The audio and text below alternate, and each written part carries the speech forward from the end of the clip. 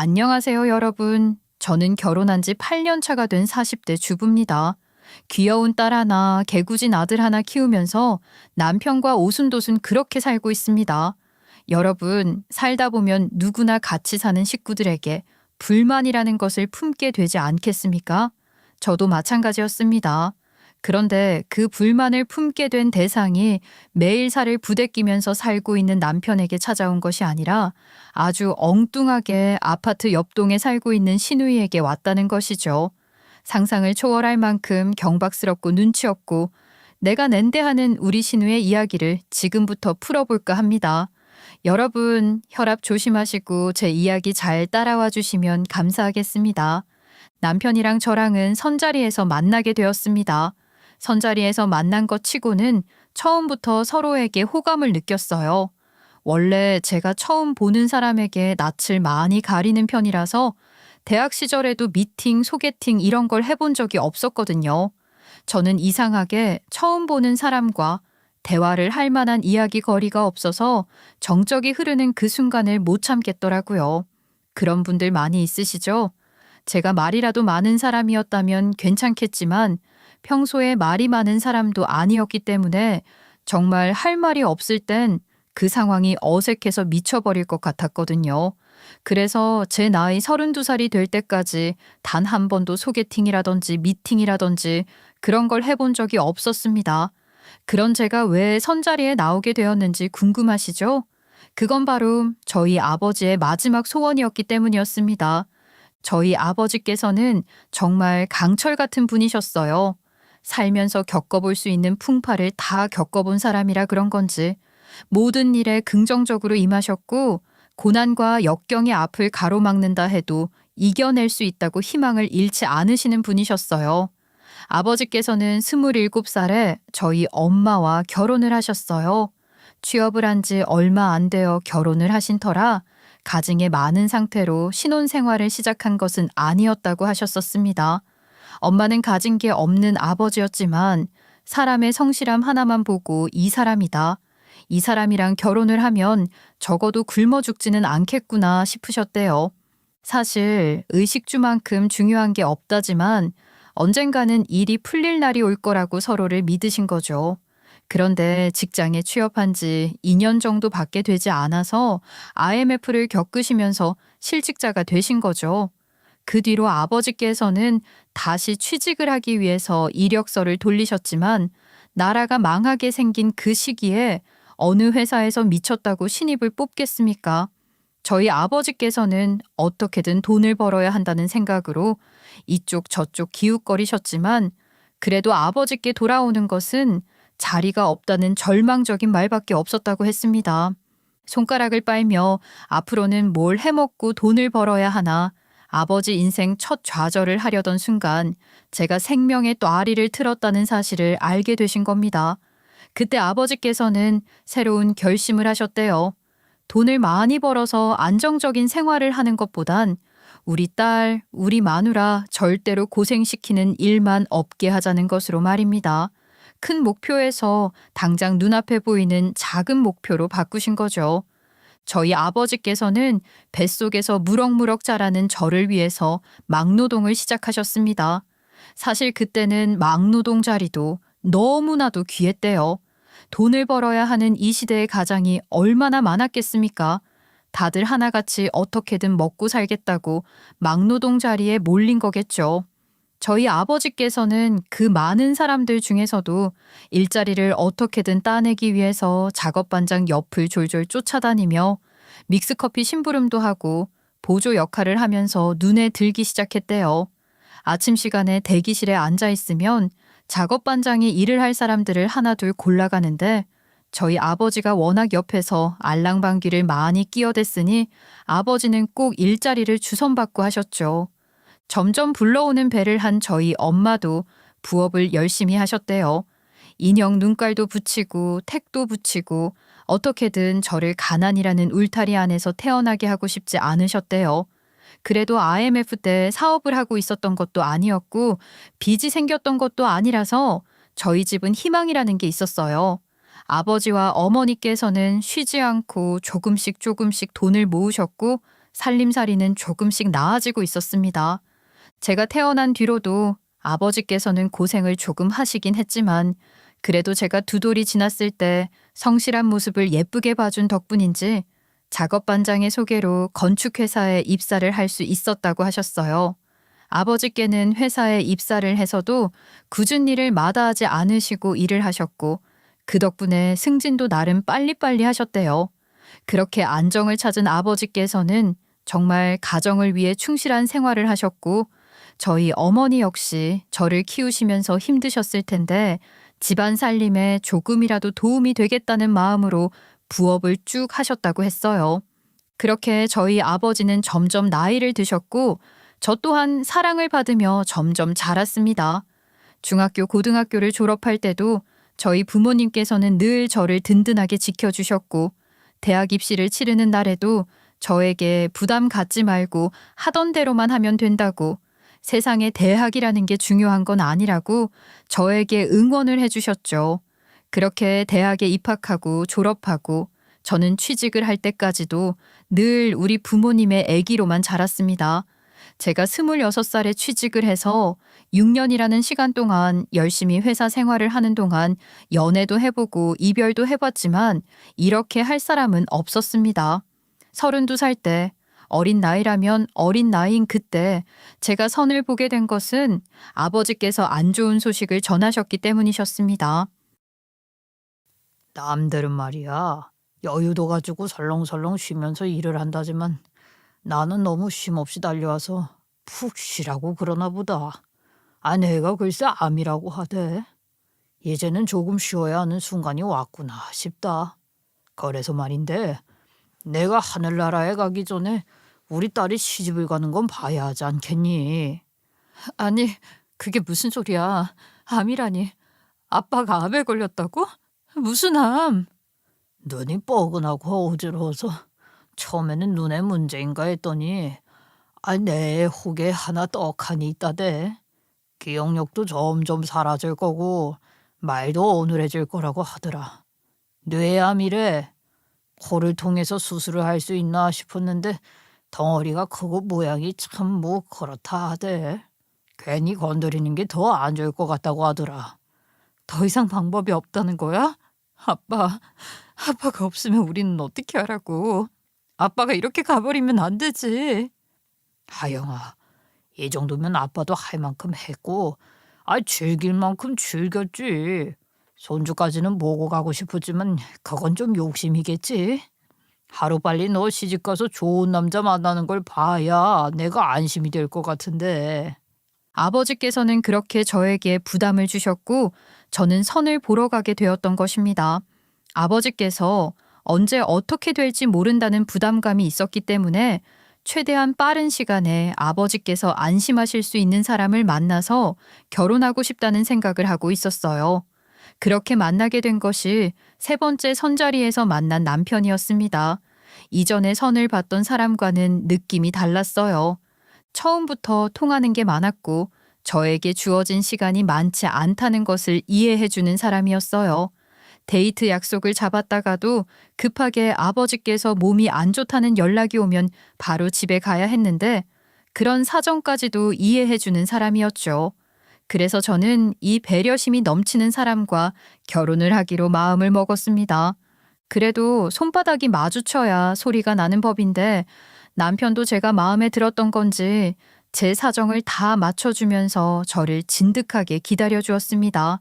저희 아버지께서 결국 이 병원 저 병원 찾아다니시며 수술을 받으셨고 항암 치료도 시작을 하셨지만 이미 다른 곳에 전이가 되어버려서 치료를 한다고 해서 나아질 수 있는 기미가 보이는 것은 아니었어요. 저희는 선을 본 지 6개월 만에 결혼을 했고 항암 치료로 인해서 머리가 다 빠져버린 아버지께서는 저의 손을 잡고 버진로드를 함께 걸어가셨습니다. 그렇게 남편과 결혼을 하고 남편의 넓은 아량으로 저는 친정을 자주 오가며 아버지를 챙길 수 있었습니다. 물론 시댁에서는 이 부분이 약간 불만이셨던 것 같지만 그렇다고 제가 하는 행동을 막을 순 없었죠.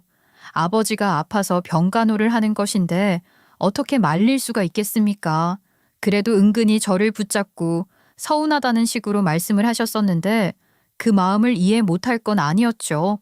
그런데 문제는 서운하다고 말을 하시는 시어머니가 아니었습니다.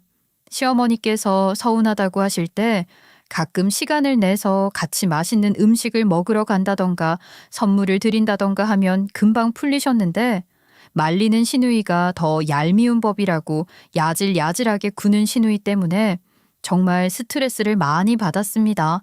시누이는 마치 제가 무슨 실수를 저지르기만 기다리고 있는 사람처럼 불을 켜고 제가 하는 행동 하나하나를 주시하고 있었어요. 저는 그런 시누이가 한심했습니다. 시누이야말로 본인의 일을 잘 해내고 나서 남에게 참견을 하고 있다면야 모르겠지만 자기 일도 똑바로 하지 못하면서 남의 트집을 잡는 일에만 열중하고 있는 사람이었거든요. 시누이는 저보다 나이가 2살 많았는데 제대로 된 직장 하나 없이 집에서 탱자탱자 시간만 보내는 사람이었습니다. 집에서 가족들이 잔소리를 하지 못하게 공무원 준비를 한다는 핑계를 대면서 시간을 허투루 보내는 사람이었죠.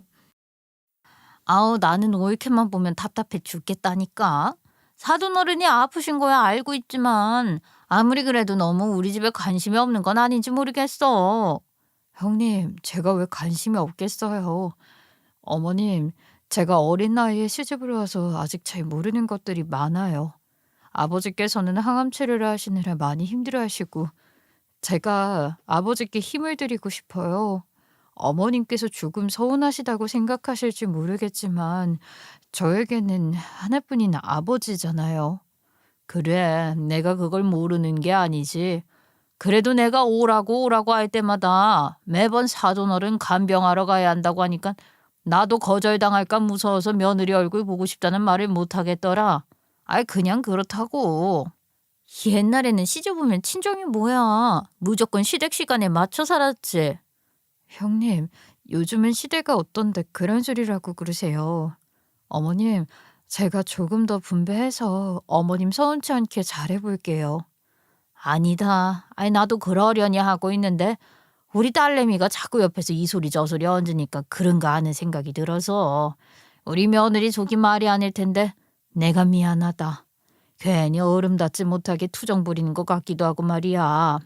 엄마가 미안할 게 뭐가 있어. 엄마만큼 며느리 생각해주는 시어머니가 어디 있다고. 나도 엄마 같은 시어머니 만나고 싶다. 그럼 형님도 일찍 결혼하셔요. 너 지금 누구 놀리니? 남자도 없는데 결혼은 무슨. 그리고 나는 공무원 시험 준비 중이잖아.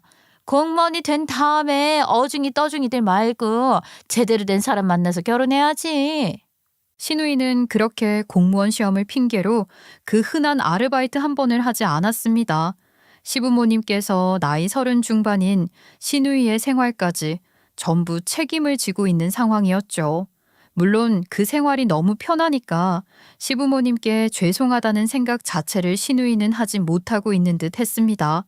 저 같아도 백수로 살면서 용돈 받는 거 친구들 만나서 알차게 쓰고 집에서 잔소리를 하려고 하면 책 들고 카페 가서 공부라도 하고 오겠다고 하면 그만이었으니까요.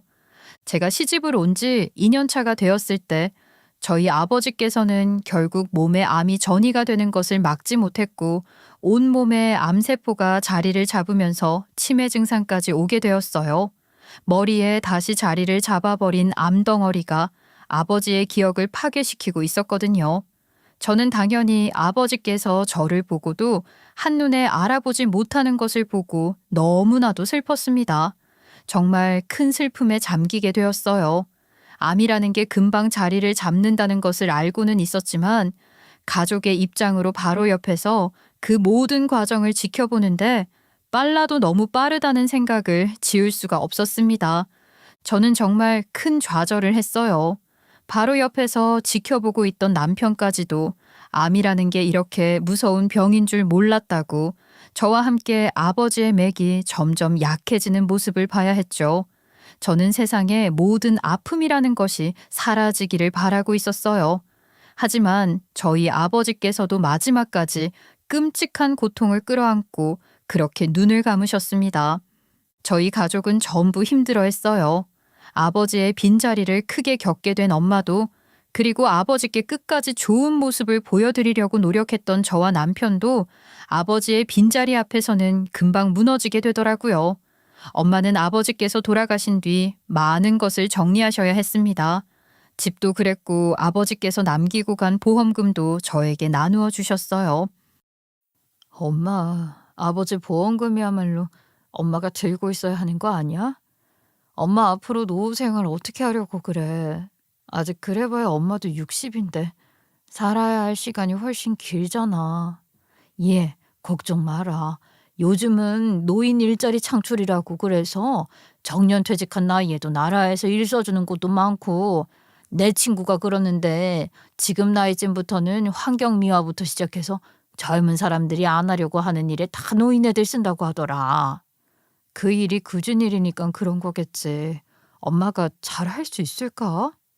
내가 집에서 놀기만 하면 뭐 하겠니? 일이라도 해야 나도 사람답게 살 수 있는 거지. 걱정하지 말어. 엄마는 오히려 집에만 있으면 답답하지 않겠냐고 사회생활을 하고 싶다고 말을 하셨어요. 가진 게 너무 많으면 아무것도 하기 싫은 법이라고 친구들을 따라서 일자리를 알아보시겠다고 하시더라고요. 딸이 된 입장에서 엄마의 그런 모습이 한편으로는 이해도 되면서도 굳은 일을 찾아 나서서 하지 않았으면 좋겠다는 생각도 물론 들었죠. 청소라는 게 어디 쉬운 일은 아니잖아요.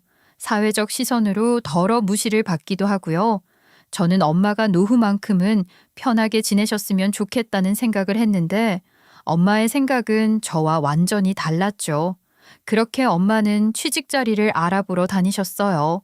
저는 엄마가 정말 대단하다고 느끼면서도 한편으로는 엄마와 비교가 되는 사람을 마주하고 한숨을 내쉬기도 했습니다. 그건 바로 시누이였어요. 아이고, 나는 더 이상 뒷바라지 못하겠다. 벌써 몇 년째니? 4년째 공부를 한다는 핑계만 대놓고 합격증 하나 안 가지고 오는 기집애가 무슨 때려쳐. 공무원은 무슨 공무원이야. 엄마, 나란 일하는 사람이 그렇게 쉽게 뽑히는 건 줄 알아?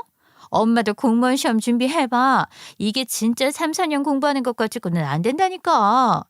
남들은 잘만 하던데 네가 돌머리라서 그런 건 아니고. 야, 내가 생각을 해봤는데 말이야. 너 학교 다닐 때도 12년 동안 공부 한 번을 안 해놓고 이제 와서 무슨 공무원을 하겠다고 공부를 하겠다는 거야. 공부도 해본 사람이 그 방법을 알고 하는 거지. 내가 학원을 제대로 안 다녀서 그런 거라니까. 학원에서는 면접 준비까지 싹 시켜준다는데. 네가 학원을 왜 안 다녀? 처음에 학원 다니다가 학원이 너랑 안 맞는다고 때려치고 그 인터넷 강의인지 뭔지 그런 거 들으면서 하겠다고 해놓곤 그 학원이 나랑 안 맞았던 거지. 아니 엄마, 딸이 공부해서 나란 일하는 사람이 되겠다는데 왜 맨날 부정적인 이야기만 하고 그러는 거야. 공무원 시험이 몇 년에 한 번 있는 것도 아니고 장원 급제를 하는 것도 아닌데 매번 시간은 시간대로 돈은 돈대로 쏟아붓고 합격증 하나 들고 오는 게 없으니까 그런 거지. 장원 급제하는 게 왜 아니야? 예전으로 따지면 장원 급제 맞지? 장원 급제하면 왕 옆에서 나란 일 하는 거 아니었어? 시누이는 말이라도 못하면 얄밉지나 않은 사람이었어요. 어쩐 말은 그렇게 청산유수인지 신기할 정도였죠. 시어머니께서 그만두라고 몇 번 말을 할 때마다 그래도 신우도 나름 하고 싶으니까 공부를 하는 걸 텐데 왜 저렇게 부정적인 말만 하시는 건가? 가끔은 이해가 안 갈 때도 있었거든요. 원래 자식이 공부를 해서 뭐라도 해보겠다고 마음을 먹었다면 부모는 옆에서 지지를 해주는 게 대부분이잖아요. 시누이가 4년째 공무원 시험에서 낙방을 하고 있다는 건 두 번째 문제라고 생각했어요. 공무원 시험도 매번 유형이라는 게 바뀌기 마련이고 또 요즘 시대에 정년이 보장이 된 공무원 시험 준비를 하는 사람들이 한둘이 아니잖아요. 시누이는 나이도 조금 있는 편이었으니까 아무래도 어린애들과 하는 경쟁에서는 밀릴 수밖에 없다는 생각을 하기도 했어요. 저는 아주 조금은 시누이 편에 서 있었는데 시어머니께서 저에게 슬쩍 시누의 과거 이야기를 해주시더라고요. 알고 보니까 시누이가 중고등학교 시절에 소위 말하는 날라리였다고 하더라고요. 요즘 문제가 되는 왕따 사건이라던가 그런 거에는 크게 관여를 했었던 문제가 있는 건 아니었지만 신우이가 워낙 노는 걸 좋아하는 뽀로로 같은 인간이라 학창 시절에 하라는 공부는 안 하고 친구들이랑 매일 학교 땡땡이 치고 노래방을 가고 남자친구 사귀는 거에만 관심이 있었다고 하는 겁니다. 그렇게 공부라면 치를 떨던 애가 태생이 바뀌겠냐고 하시면서 지금 와서 공무원 시험 준비를 한다고 말하는 것 자체가 상황을 모면하고 싶은 마음이 더 커서 그런 것 같다고 하시는 거예요. 적어도 공부를 한다고 말을 해두면 주변에서 취직을 해야 하지 않겠냐. 하루 빨리 시집이나 가라 그런 소리를 안 하니까요. 우리 신우 고등학교 때는 몸매도 좋고 얼굴도 예쁜 편이었대요. 20대 후반에 만나던 남자친구랑 헤어지고 살이 20kg이 쪄서 지금 그 모양이 된 거라나. 그때는 직장도 다니고 있었는데 전 남자친구랑 같은 직장을 다니고 있어서 회사에서 마주치는 게 싫다고 징징거리다가 전 남자친구가 다른 여자랑 결혼을 한다는 소리에 충격을 먹고 회사를 그만뒀다고 하더라고요.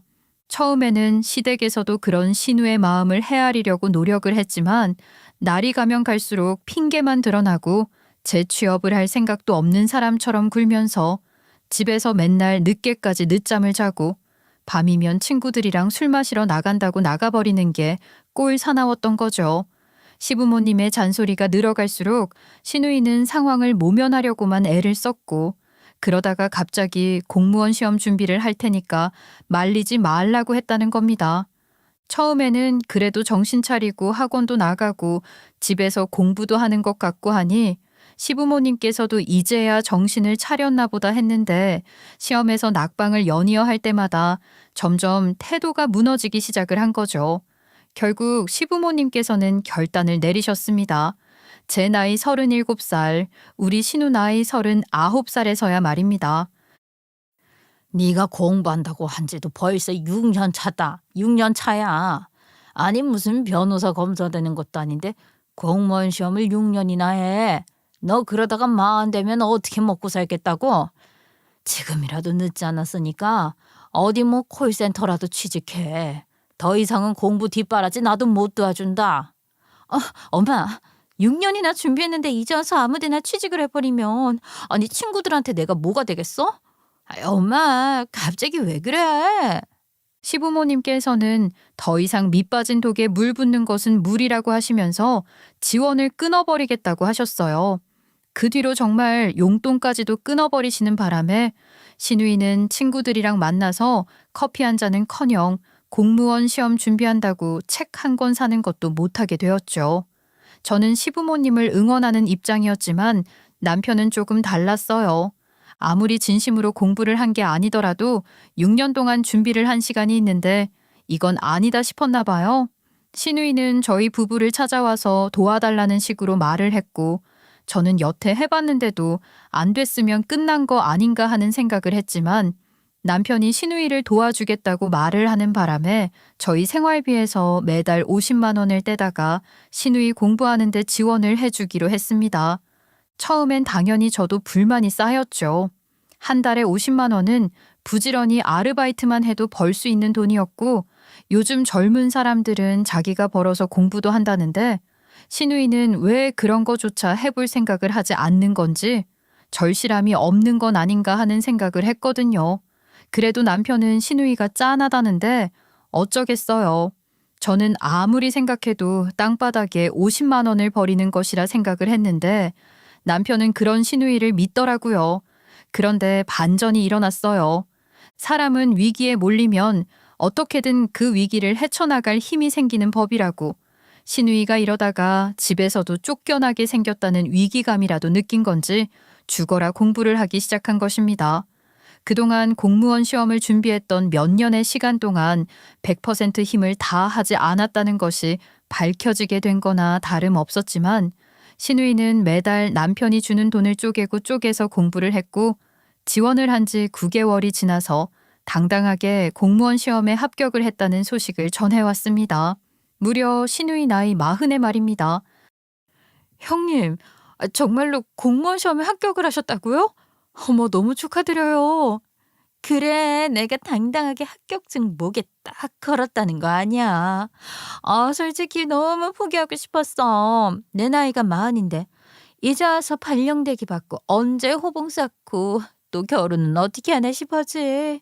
그래도 내가 한다면 하는 사람이라는 걸 보여줘야 하지 않겠어?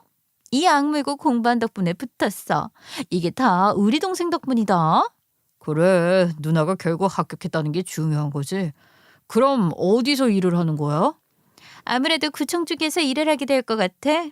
이번에는 구청 쪽으로 많이 빠질 거라고 그러던데. 거기서 공무원 하나 물어서 나 결혼해야지. 신우이의 말을 듣고 저는 살짝 반가운 생각이 들게 되었어요. 저희 친정엄마께서 구청에서 일을 하고 계셨거든요.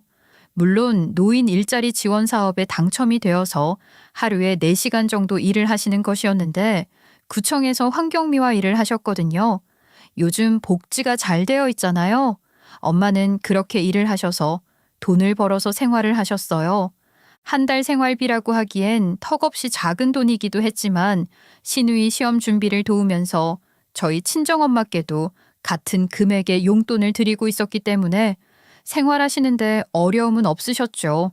아버지께서 남기고 가신 보험금도 있었으니까요. 물론 구청이라는 게 한두 군데가 아니니까 시누이랑 같은 구청에서 일을 하게 될 확률이 크진 않았죠. 그래도 같은 곳에서 일을 하게 되면 아무래도 시누이가 저희 친정엄마를 조금 더 챙겨주지 않을까 하는 생각은 있었어요. 저와 남편이 그동안 시누이 뒷바라지를 해온 시간이 있잖아요. 길었던 편은 아니었지만 저희 부부도 빠듯한 생활을 하면서 시누를 지원했던 것이었거든요. 결혼 생활을 하는 동안 저도 아이를 낳았고 둘째까지 낳아 키우면서 들어가는 돈이 만만치 않았으니까요.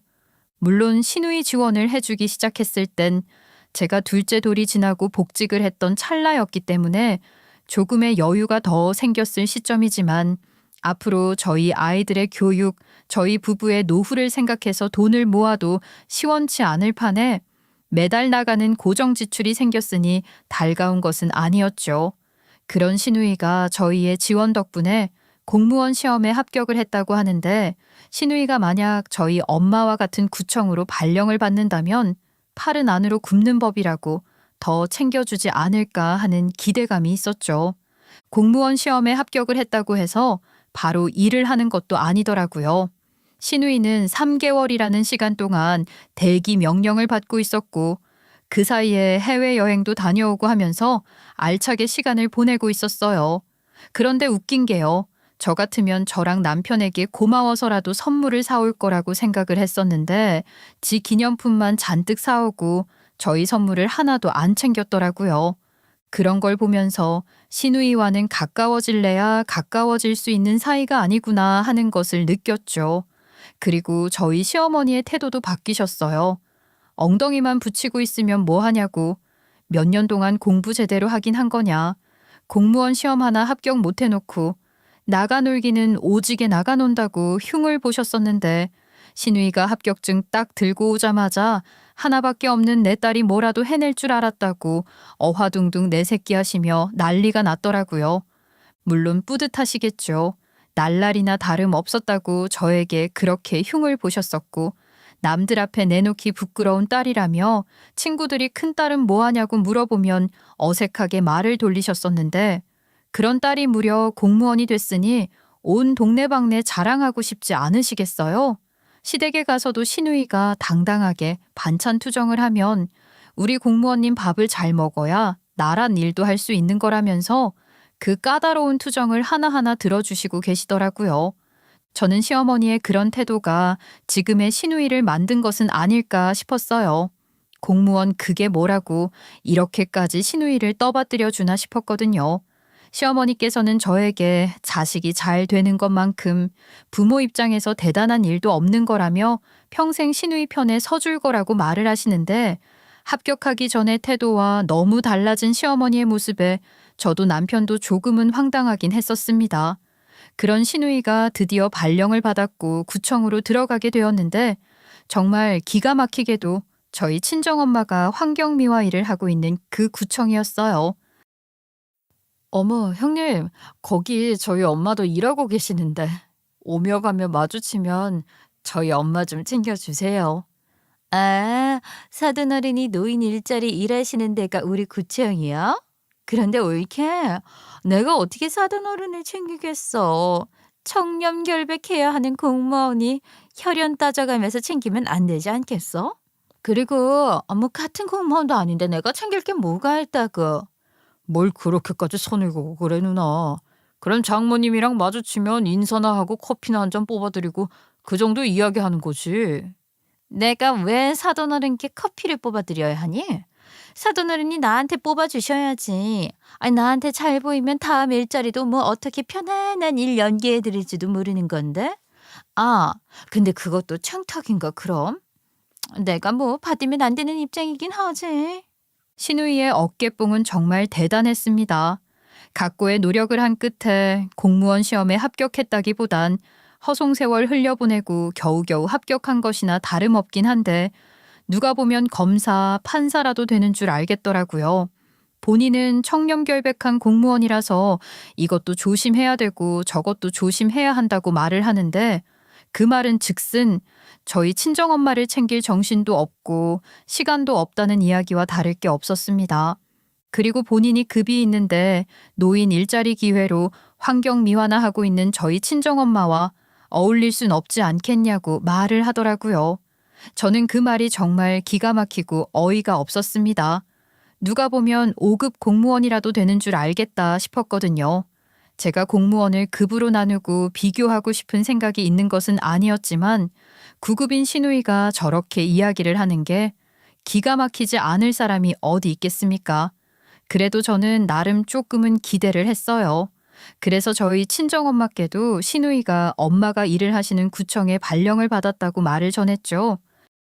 그래? 사돈 처녀가 우리 구청에서 일을 하게 되었다고? 몇 층에서 일하는지는 모르고 내가 그 자리는 청소를 더 열심히 해줘야겠다. 아이 뭘 그렇게까지 해. 그냥 구청 직원이랑 아는 사이면 엄마한테 콩고물 몇 개 더 떨어질까 싶어서 말한 거지. 얘는 콩고물 떨어질 게 뭐가 있다고. 다음 일자리에도 선정이 되는데 도움이 되려나? 이것도 지원자가 많아서 뽑히긴 해야 하니까. 저는 엄마가 그 일을 정말 즐거워하시면서 하고 있다는 것을 알고 있었기 때문에 1년마다 새로 지원자를 뽑는 그 일자리에 꾸준히 나가실 수 있으면 좋겠다는 생각을 했죠. 저는 그 뒤로 아무 걱정 없이 회사를 다니며 남편과 아이 육아에 힘을 썼어요. 남편은 자상했고 아이들에게도 좋은 아빠였기 때문에 결혼에 대한 후회를 단 한 번도 해본 적이 없었습니다. 그러던 어느 날 주말에 남편과 부부 모임이 있어서 친정엄마께 아이들을 봐달라고 부탁을 드려서 엄마가 집에 오시게 되었어요.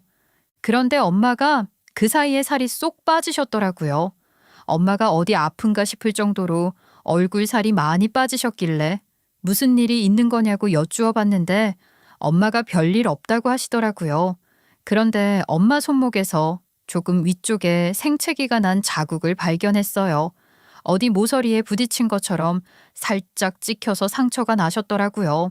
왜 다친 거냐고 물어보니 엄마는 일하다가 부딪힌 거라며 별일 아니라고 하셨습니다. 그때는 그냥 그런 줄 알았죠. 하루는 여름 휴가 때 아이들과 같이 가까운 해외여행이라도 나가볼까 싶은 생각이 들었어요. 남편이랑 상의를 했는데 둘째 아이가 아직 어려서 걱정이 되긴 했지만 가족 여행을 단 한 번도 해외로 나간 적이 없었고 저희 부부 자체도 신혼여행 이후에 해외여행을 가본 적이 없어서 더 늦기 전에 가보자는 이야기를 나누게 되었죠. 그래서 준비를 하다 보니까 아이들 여권을 만들어야겠더라고요. 구청에서 신우이와 친정엄마가 일을 하고 있었으니 마침 잘 됐다 같이 점심이라도 먹어야겠다 싶어서 여권을 만들 겸 겸사겸사 구청으로 가게 되었습니다.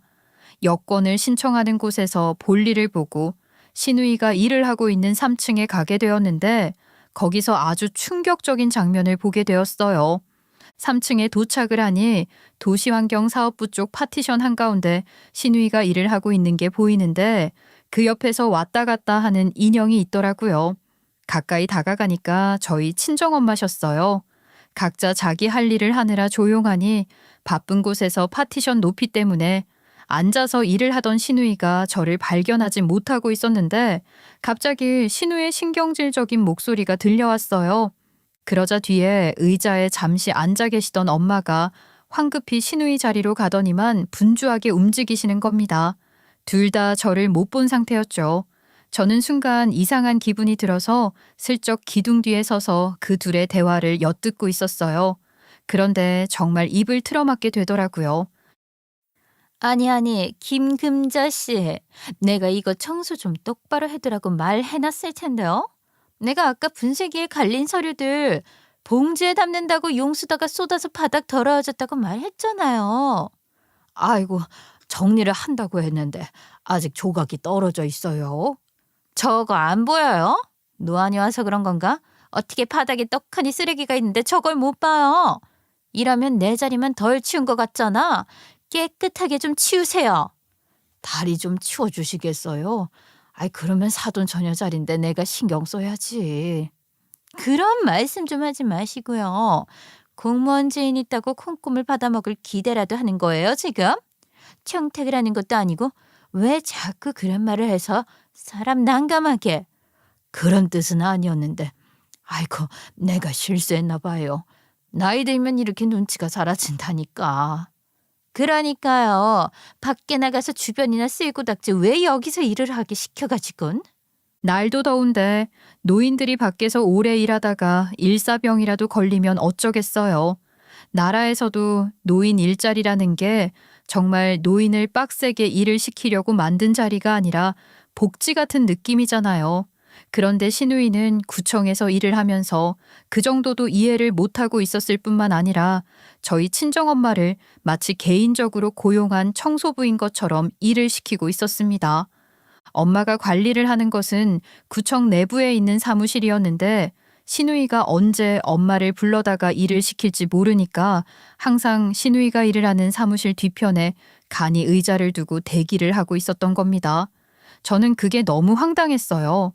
제가 신우이한테 청탁을 하려던 것도 아니었고 그저 저희 친정엄마와 같은 공간에서 일을 하고 있으니 오며 가며 인사 정도는 서로 챙길 수 있는 거 아니냐고 생각을 했었는데 아예 친정엄마를 그렇게 종부리듯 대하고 있을 줄 누가 알았겠습니까? 저기요, 김금자 씨.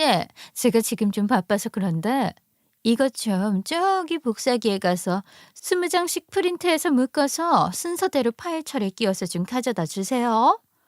복사기를 내가 다룰 줄 모르는데 저 파일철에 끼우는 건 내가 할 수 있어요. 버튼만 누르면 되는 건데 그것도 하나 못해요? 내가 할 일이 얼마나 많은데 그런 것 하나 못해서는? 심지어 저희 친정엄마가 해야 할 업무가 아닌데도 일을 시키고 있더라고요. 본인이 해야 하는 귀찮은 단순 업무들을 저희 엄마께 미루고 있었어요. 저는 그 모습을 보고 당연히 화가 났죠. 더 이상 지켜보고 있는 건 도움이 전혀 되지 않는 일이라 생각해서 기둥 뒤에서 나와 신우이와 저희 친정엄마가 있는 자리로 갔습니다. 엄마는 복사를 해오라는 종이들을 들고 난감한 얼굴을 하고 있다가 제가 다가가서 그 종이를 확 빼앗자 놀란 눈을 했어요. 신우이도 저를 보고는 눈을 깜빡이고 있더라고요. 아니, 형님, 이것만 복사해오면 되는 일이에요? 그런데 여기 보니까 대회비라고 써져 있는데 이걸 저희 엄마한테 맡겨도 되는 거예요? 위에서는 형님께 시켰을 텐데 형님이 이렇게 꼼수 부리고 있는 걸 다른 사람들이 알아도 되는 거예요? 뭐? 꼼수? 옳게 말이 좀 그렇다. 이게 어떻게 꼼수야? 내가 다른 중요한 일 처리할 게 많으니까 잡일하는 사람한테 시키는 거지. 공무원이랑 복지 차원으로 고용해서 일하는 청소부랑 같은 급은 아니잖아. 그러니까 공무원들이 봐야 하는 서류를 고작 복지 차원으로 일을 하는 사람이 봐도 되는 거냐고요. 어차피 사도는 이게 무슨 내용인지도 모를 건데 뭐 어때? 옳게 내가 일하는 곳까지 찾아와서 지금 이게 무슨 행패야? 이렇게 일일이 챙겨나고 하는 일이 부당하네 뭐네 그런 이야기 할 거면 여기서 일을 하면 안 되지. 아이 복지 차원으로 쓰는 사람이라지만 각자 맡아서 해야 할 일이 있는 법인데 안 그래요?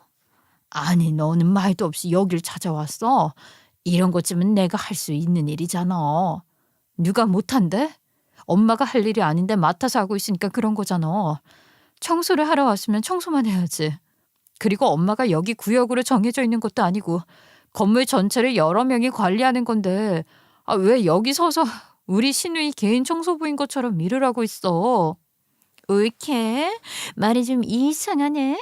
내가 또 무슨 개인 청소부 쓰듯이 굴었다고 그래. 올케는 여기서 무슨 일을 어떻게 하는지도 모르잖아. 괜히 참견하지 말고 나가. 여긴 왜 왔어? 뭐 감시라도 하려고 왔어? 여기서 일하는 사람도 아닌데 신경 끄고 나가. 여기서 일을 해야지만 부당한 일을 부당하다고 말을 할 수 있는 건가요? 우리 엄마가 해야 하는 일도 아닌 걸로 괜히 트집 잡히고 있는데. 아우 참 말하는 본사하고는.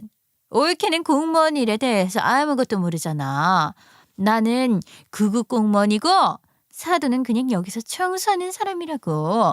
하루에 4시간 청소를 하는데 자기 할 일도 똑바로 못하고 있으면 되겠어? 엄마가 이 모양 이 꼴이니까 따해도 그렇지. 뭐요? 지금 뭐라고 하셨어요? 아니 형님, 말이 너무 지나치신 것 같은데요? 사과하세요. 지금 공무원한테 사과를 하라고 시키는 거야? 아니 내가 틀린 말을 한 것도 아니고 청소 일하러 온 사람한테 정리 좀 해달라는 게 뭐가 문제라고? 제가 씩씩거리면서 열받아 하자 일부러 더 저를 열받게 하려는 심산인 건지 할 말 못할 말 구별도 안 하고 마구마구 뱉어버리는 시누이가 미친 사람처럼 보이더라고요. 친정엄마는 혹시라도 제가 시댁에서 미움이라도 받을까, 노인 일자리에 문제라도 생길까 쩔쩔매면서 간단한 업무 좀 도와주는 건데 괜찮다고 저에게 그만하라고 하셨어요. 그런데 어디 딸 마음이 거기서 멈춰지겠어요? 저는 시누이를 2번 다시는 상종하지 않겠다고 마음을 먹었습니다. 문제는 거기서 끝이 아니었어요. 그 사무실 안에서 이런 소란이 있었으니 다른 공무원들 사이에서 말이 나오지 않았겠습니까? 시어머니께서 제게 전화를 해서는 난리를 치시는 겁니다. 도대체 누구 얼굴에 먹칠을 하고 망신을 주려고 그 사무실까지 찾아가서 난리를 치냐고요. 저는 친정엄마가 당한 이야기를 시어머니께 전부 이야기를 했지만 시어머니 또한 시누이랑 같은 입장인 겁니다. 팔은 안으로 굽는 법이라고 일하러 온 사람에게 일을 시키는 게 뭐가 문제냐고 그러시는 거죠. 남편이 나서서 시어머니께 그건 아니지 않냐. 청소하러 온 사람에게 왜 복사 업무를 시키고 본인이 해야 할 일을 떠넘기냐고 제 편에 서서 이야기를 했지만 시어머니께서는 시누이 말만 듣고 고집을 꺾지 않으셨어요. 그 일을 하러 오는 사람들이 대부분 공무원들이 해야 할 잡일도 맡아서 해준다더라 하면서 못할 일을 시킨 것도 아닌데 다른 공무원들 사이에서 말이 나오게 행동을 하게 만든 건 제 탓 아니냐고 하신 거죠. 시어머니 입장에서는 그 날라리 신우가 공무원이 되어서 일을 한다는 게 뿌듯하고 자랑스러우시겠지만 제 입장에서는 전혀 아니었거든요. 시누이도 본인이 잘났다고 절대로 사과 못하겠다고 하는데 남편도 살살 제 눈치를 보더라고요. 저는 이건 아니다 싶었습니다. 본인이 어떤 자리에 있는지 고작 구급 공무원 주제에 뭐가 그렇게 잘났다고 갑질을 해대는 건지 저는 똑같이 당해야 한다고 생각을 했습니다. 구청에서 일을 하는 건 하는 거고 본인이 구청장도 아닌데 그런 갑질을 할 수 있는 위치에 있는 건 아니잖아요. 구청장이라고 해도 그런 갑질은 해서는 안 될 일이고요. 눈에는 눈, 이에는 이. 저는 시누이에게 복수를 하겠다고 마음을 먹었습니다. 그리고 시누이가 사과를 할 때까지 저는 시댁에 가지 않겠다고 엄포를 놓았어요. 남편은 난감해했죠. 아무리 그래도 시댁을 아예 무시할 순 없는 입장의 며느리였으니까요. 하지만 저는 뱉은 말을 지키려고 노력을 했습니다. 시누이가 있을 땐 시댁에 절대로 가지 않았고 시어머니께서 할 일이 딱히 있는 것도 아닌데 저를 부르시면 가지 않았어요. 명절도 마음 같아서는 안 가고 싶었지만 아무리 그래도 명절까지는 제가 무시할 수 없어서 정말 1년에 딱 2번 설이랑 추석에만 갔습니다. 어버이날이니 시부모님 생신이니 남편 보고 알아서 챙기라고 했고 저는 시누이에게 복수를 하기 위해 칼을 갈았습니다. 그렇게 딱 1년 6개월이 지나고 저에게도 복수를 할 수 있는 기회가 찾아왔습니다. 저희 친정엄마께서는 3년째 노인 일자리에 발탁이 되어 일을 하고 계셨어요. 구청에서 일을 하시다가 복지회관에서 일을 하셨고 도서관에서도 일을 하셨었습니다. 1년 단위로 꾸려지는 복지 자리이다 보니까 사람의 일손이 더 필요한 곳에서 일을 하셨었는데 다시 구청으로 돌아가시게 되었어요. 지난 업무와 같이 구청 내 환경미화 일을 하시는 것이었는데 걱정이 많았죠. 시누이가 여전히 일을 하고 있었으니까요. 게다가 제가 계속 시댁에 가지 않고 있었기 때문에 시누이가 저희 친정엄마를 얼마나 더 괴롭히려고 할지 가늠이 되지 않는 상황이었습니다. 하지만 저도 맞불 작전을 놓기로 했는데 무슨 걱정이 있겠습니까? 저희 친정엄마 구청에서 분명 시누이와 무슨 일이 있는 것 같은데 저에게 쉽게 털어놓지는 못하시더라고요. 청소하면서 다쳤다는 손만 봐도 종이에 베인 흔적들이 잔뜩인데 시누이가 또 복사해와라, 바닥 청소해라 갑질을 하고 있는 듯 했습니다. 저는 속을 부글부글 끓이며 대기를 하고 있었고 드디어 저에게도 결전의 날이 다가왔죠. 남편은 저에게 아무런 말도 하지 않았습니다. 제가 얼마나 이를 갈고 준비했는지 알고 있었기 때문이었어요. 그리고 복수 당일 저는 당당하게 구청에 갔습니다. 그리고 신우가 일을 하는 도시사업부에 가게 되었죠. 왜요? 또 올케한테 가서 이러게? 아니 올케도 참 너무하지 뭐야. 내가 할 일 좀 따박따박 시켰다고? 거의 2년 동안 명절에만 얼굴 비치는 거 며느리로서 할 짓이 아닌 것 같은데? 시누이가 아니나 다를까 저희 친정엄마를 붙잡고 이야기를 하는데 기가 막히더라고요. 그때 제가 발소리를 크게 내면서 신우 자리에 도착을 하자 신우가 놀란 얼굴을 하고 저를 보더라고요. 어디 구급 나부랭이가 갑질을 하고 앉아있어. 당장 튀어나와. 올케 또 여기까지 나타나서 누구 얼굴에 먹칠을 하려고. 나가서 얘기해. 나가긴 뭘 나가. 나도 내 사무실에 찾아온 건데. 계장님, 저기 명패부터 좀 바꿔주시죠. 시누이는 무슨 소린가 하며 저를 한번, 계장님을 한번 쳐다보았어요. 계장님께서 슬쩍 제 눈치를 보면서 신우 건너편 파티션에 있는 공석이 된 자리의 이름표를 제 이름으로 바꿔두었습니다. 시누이가 놀란 눈으로 저를 보더라고요. 네, 제가 공무원 됐어요. 우리 엄마가 그렇게 당하는 것을 보고 어떻게 복수를 할까 고민하다가 공무원 자격증을 따버렸습니다. 무려 5급으로요.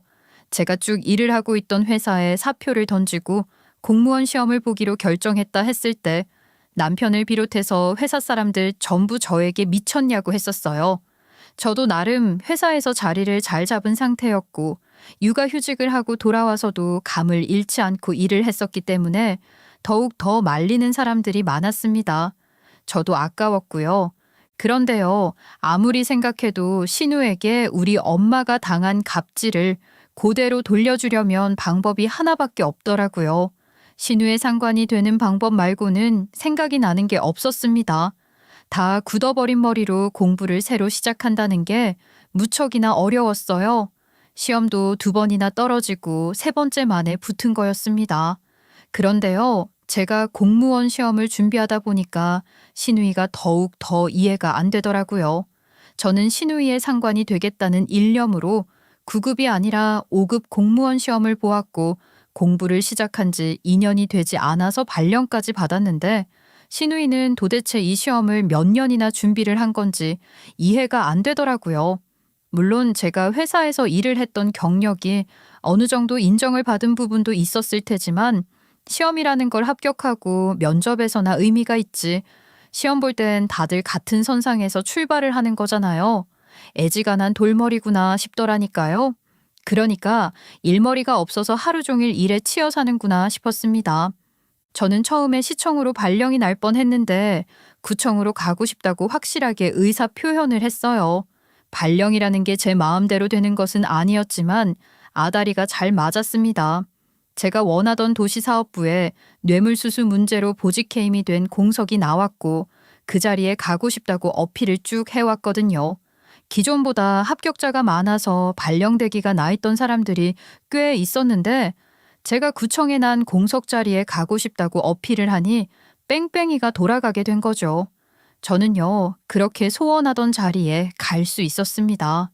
물론 그 과정에 일어난 일이 많지만 보직 관련된 이야기는 제가 함부로 풀어서는 안 되기 때문에 각고의 노력 끝에 자리에 들어가게 되었다는 것만 인정해 주셨으면 좋겠습니다.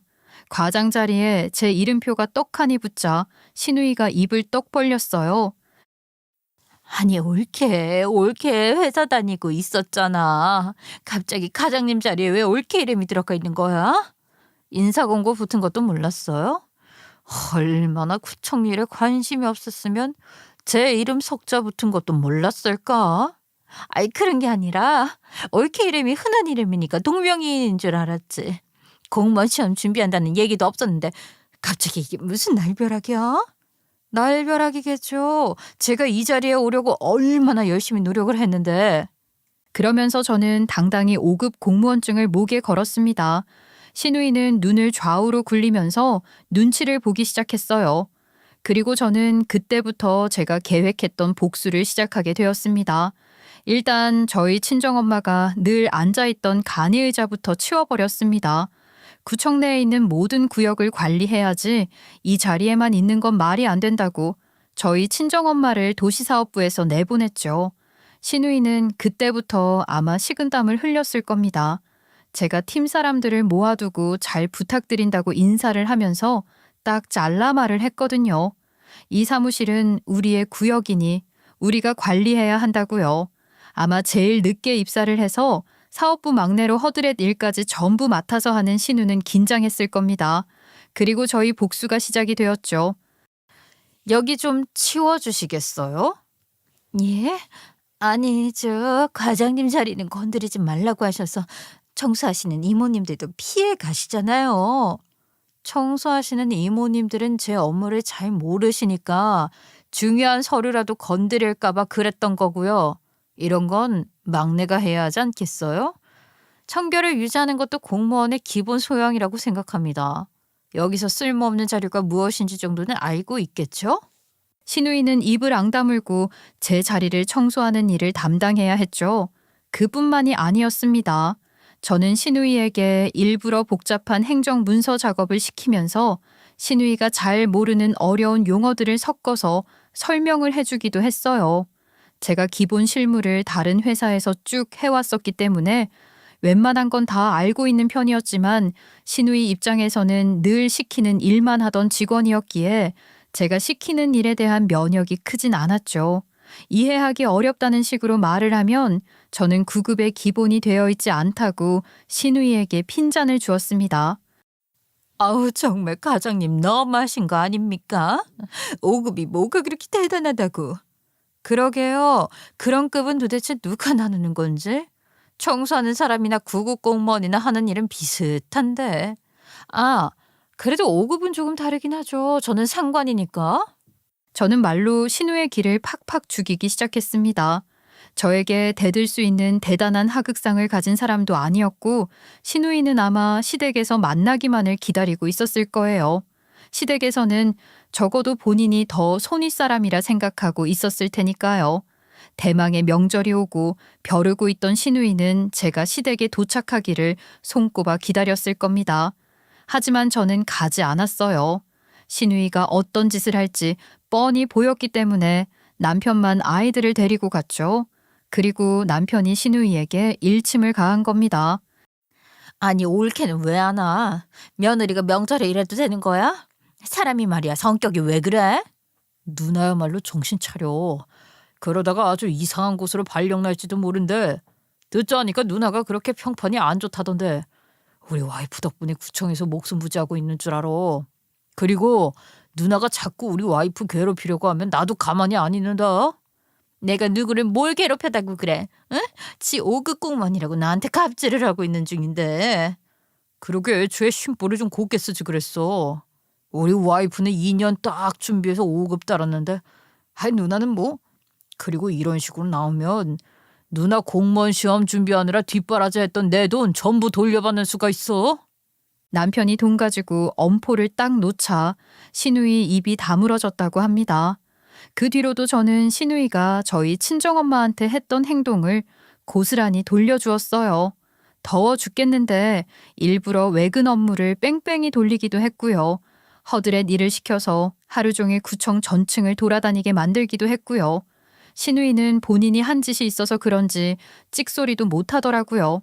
게다가 같은 구청 내 직원들 사이에서도 신우의 언행에 불편함을 느꼈던 사람들이 많았었는데 제 덕에 속이 시원하다면서 저에게 친절하게 다가오는 직원들도 꽤 있었습니다. 저는 신우이 덕에 입지도 단단히 다질 수 있었어요. 신우이는 반대로 완전히 망신을 당하면서 그 빡빡한 조직 내에서 입지가 급격히 추락을 하게 되었죠. 신우이는 아마 제가 상급자로 있는 한 승진은 불가하다고 생각했을 겁니다. 저희 친정엄마는 저에게 적당히 하라고 했지만 저는 적당히 하지 않았어요. 원래 고생이라는 것은 본인이 직접 겪어봐야 그 힘듦을 알 수 있는 법 아니겠어요? 저도 제가 갑자기 5급 공무원에 도전을 하고 당당하게 합격해서 구청에서 일을 하게 될 줄은 꿈에도 몰랐습니다. 제가 5급이 된 이후에 저희 시부모님들께서도 괜히 제 눈치를 보시더라고요. 딸 자식이 혹시라도 승진해서 누락이 될까, 부당한 대우라도 받을까 싶어서 저에게 잔소리 한 번, 핀잔 한 번을 못 주시더라고요. 이게 부모의 마음인가 싶기도 했고요. 신우이는 결국 다른 곳으로 발령이 나게 되었습니다. 본인이 죽어도 가기 싫다던 민원 업무를 받게 되었어요. 공무원들 사이에서도 기피하려는 자리이긴 하거든요. 그래도 어쩌겠어요? 내내 제 눈치를 보고 있는 것보다는 민원인과 싸우는 게 낫겠다 싶었을지도요. 저와 남편의 사이는 여전히 좋습니다. 제가 공무원이 된 이후 월급은 티가 나게 줄었지만 그래도 잘릴 걱정 없이 정년까지 일이 보장된다는 것은 저희 부부에게 또 다른 의미를 가져다 주었어요. 불안한 시대에 평생 직장이 있다는 것은 꽤 든든한 일이니까요. 저희 두 사람 주변에서 이런 일 저런 일 다 일어났다고는 하지만 그래도 서로를 믿고 의지하며 저희 아들, 딸 잘 키워보려고 합니다. 신우이도 민원 업무를 맡으면서 기가 팍 죽은 것 같은데 이제는 어디 가서 갑질하지 않겠죠. 부디 신우이가 정신을 똑바로 차리길 기대해보며 제 사연을 마치도록 하겠습니다. 감사합니다.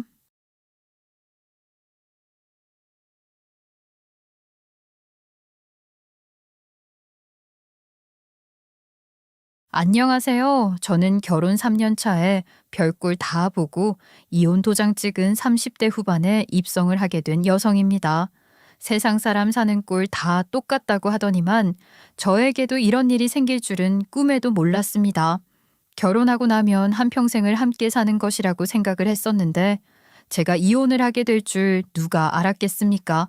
애초에 그럴 사람이었는데 제가 몰랐다고 생각하는 게 더 편할 것 같기도 합니다. 저는 이혼이라는 것이 정말 충격이었습니다.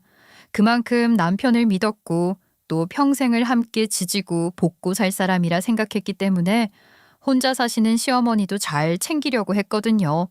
여러분들은 어떤 결혼 생활을 하며 살고 계신지 궁금합니다. 저처럼 아등바등 살다가 이혼을 하시거나 혹은 생각하시는 분들도 있을 거라 생각합니다.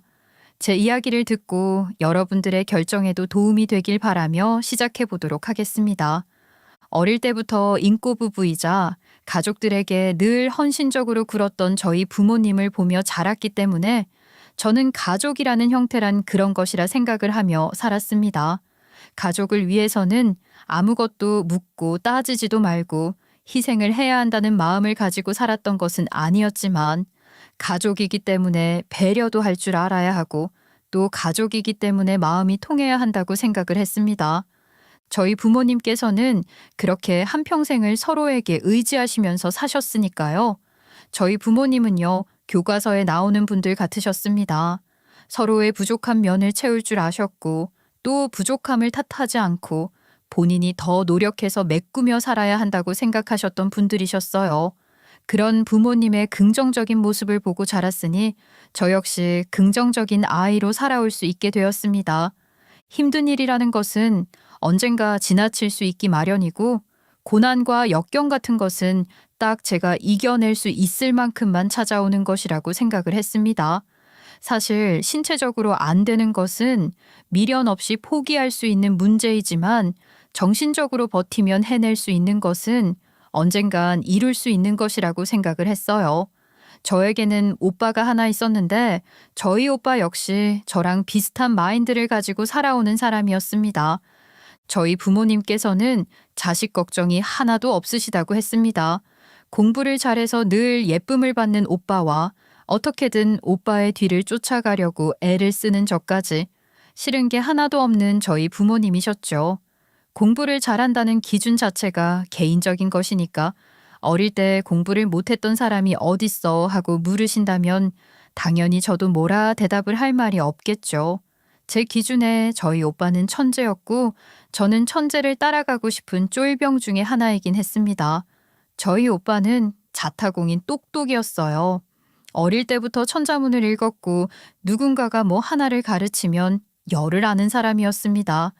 그런 오빠를 질투해서 오빠를 꼭 이겨먹겠다고 다짐을 했었던 어린 시절도 있었지만 오빠와 저는 태생이 다른 사람이라는 것을 깨닫고 난 다음부터는 자격지심, 열등감 같은 것을 버리고 오빠에게 하나라도 더 배워보고자 오빠의 뒤를 졸졸 쫓아다니기도 했었습니다. 저희 오빠요. 초등학교 4학년 때 이미 중학교 과정을 다 떼어버리고 복습을 하던 사람이었어요. 저는 그때 나눗셈도 잘 하지 못했었는데 말이죠. 저희 오빠는 영재 학원을 다니면서 선생님들의 기대를 한 몸에 받았습니다. 그런 오빠를 이겨먹고 싶다는 생각에 눈물까지 줄줄 흘렸었던 저를 생각하면 분수를 몰라서 수학 분수도 못했던 게 아닐까 싶긴 합니다.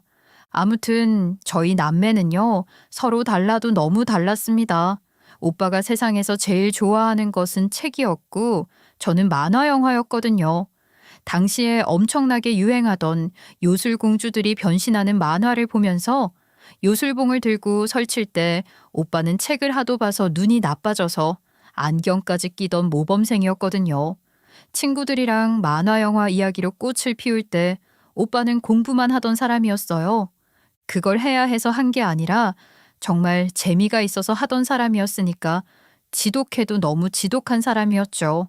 그런데 이게 문제가 생기기 시작한 건 오빠가 중학교에 입학을 했을 때였습니다. 이미 초등학교 때 중학교 과정에 대해서 독학을 해 마스터를 해버린 오빠였기 때문에 시험 문제도 시시하고 학교에서 수업을 듣는 것도 재미가 없었던 겁니다. 오빠가 제일 좋아했던 시간은 질문하는 시간이었대요. 교실에 있는 반 학생들이 잘 알지도 못하는 어려운 교과 과정에 대해서 선생님과 토론을 하는 시간이요. 수업 시간이 끝이 나고 쉬는 시간이 되어도 선생님을 붙잡고 문제를 풀거나 질문을 해서 반 학생들 사이에서 궤자를 넘어선 왕따가 되어버린 것입니다. 아니, 분위기 파악도 하나 못하고 뭐 하는 거야. 쉬는 시간이라서 매점에 뛰어갔다 와야 하는데 영민이 때문에 수업 늦게 끝나서 빵 못 사 먹었잖아. 에이씨, 배고픈데. 아, 영민이가 눈치가 없어도 너무 없어. 저래서 나중에 사회생활이나 제대로 하겠냐? 쟤 아마 회사에서도 저는 남아서 야근하겠습니다 이러는 거 아니야? 영민이 짝꿍은 잠도 못 잔다잖아. 하도 질문을 해서 선생님 이목이 집중되니까 자다가 걸리면 무조건 깨진대. 오빠는 그러거나 말거나 공부만 집중을 했습니다. 그러니까 반 친구들은 점점 더 오빠에게 심술을 부리기 시작한 겁니다. 처음에는 그냥 옆에서 비아냥거리는 말투로 오빠에게 구박을 주던 반 학생들이 오빠가 반응이 없자 점점 심하게 괴롭힘을 가하기 시작했던 것입니다. 말로 끝내도 상처를 받았을 것이 분명했지만 사춘기가 시작이 된 오빠는 그런 친구들에게 지지 않으려고 애써 무시를 했던 것뿐이었습니다. 반 학생들은 오빠의 교과서를 숨기기도 했고 교과서에 일부러 욕이 잔뜩 적힌 낙서를 해서 돌려주기도 했었던 거죠. 오빠도 처음에는 어떻게든 반항을 해보려고 했었나 봐요. 욕이 잔뜩 적힌 교과서를 학교 선생님들께 보여주면서 반 아이들이 괴롭힌다고 일러 바친 거죠. 그런데 이게 좋은 결과를 가져오지 못했습니다. 당시 학교에서 일어나는 괴롭힘 사건에 대해 무신경했던 선생님들은 교실에서 일부러 오빠를 괴롭힌 아이들에게 꼽을 주면서 친구들끼리 친하게 지내야지 뭐 하는 거냐고 면박을 주었고 그 일이 자존심 상했던 같은 반 학생들은 오빠를 더 교묘하게 심각하게 괴롭히기 시작을 한 것입니다. 오빠의 체육복에 일부러 더러운 것들을 묻혀놓기도 하고 오빠의 운동화를 소각장에 버려서 오빠가 집에 갈 때 신을 신발이 없게 만들기도 했던 것입니다. 오빠는 학교 선생님들이 절대로 도움이 되지 않는다는 것을 깨닫고 그때부터는 혼자서 모든 걸 참아내기 시작했던 것입니다. 중학교 3학년 내내 오빠를 괴롭힌 인간들은 처음에는 단순한 장난과 재미로 시작했던 일에 점점 살을 붙여 오빠에게 스트레스를 주었습니다. 그들도 처음에는 이 정도만 괴롭히자 싶었겠지만 3년이라는 시간이 지나면서 그 강도는 엄청나게 심해졌습니다. 오빠의 안경은 수도 없이 부러져서 왔고 오빠의 몸에는 알지 못할 상처들까지 나기 시작했습니다. 오빠는 가족들에게 모든 것을 숨겼습니다. 당장 전학을 가거나 학교를 그만둘 수 없으니까 고등학교에 올라가면 학교가 갈라질 테니까 조금만 더 버티면 된다고 생각을 했던 것 같습니다. 다치는 이유도 다양했습니다. 친구들이랑 쉬는 시간에 말뚝박기를 하다가 앞으로 고꾸라져서 안경이 부러졌다. 막대기를 들고 칼싸움을 하다가 팔을 다쳤다. 처음에는 자주 있는 일이 아니라서 그냥 그러려니 했었습니다. 그런데 중학교 3학년 2학기에 들어서면서부터 그런 일이 이상하리만치 자주 있었고 오빠는 스트레스 때문인 건지 몸에 알레르기가 나기도 하고 원인 모를 탈모까지 생기기 시작했습니다. 부모님께서는 학교에 찾아가서 선생님들과 상담도 하셨지만 선생님도 학교에서 영민이가 친구들이랑 잘 지낸다고 별일 없다고 시큰둥하게 대꾸를 할 뿐이었습니다. 그렇게 집으로 돌아가시는 길에 오빠 얼굴이나 한번 보자고 교실에 찾아가셨고 오빠가 친구들에게 당하고 있는 모습을 두 눈으로 목격을 하시고 말았던 거죠. 그 장면이 너무나도 충격적이라서 최근까지도 잊혀지지가 않으시다 하시더라고요. 오빠는 몸을 기역자로 만든 상태로 교실 뒤편에 꿋꿋하게 서 있었고 오빠를 괴롭히던 친구들이 오빠를 뜀틀 삼아서 뛰어넘고 있었대요.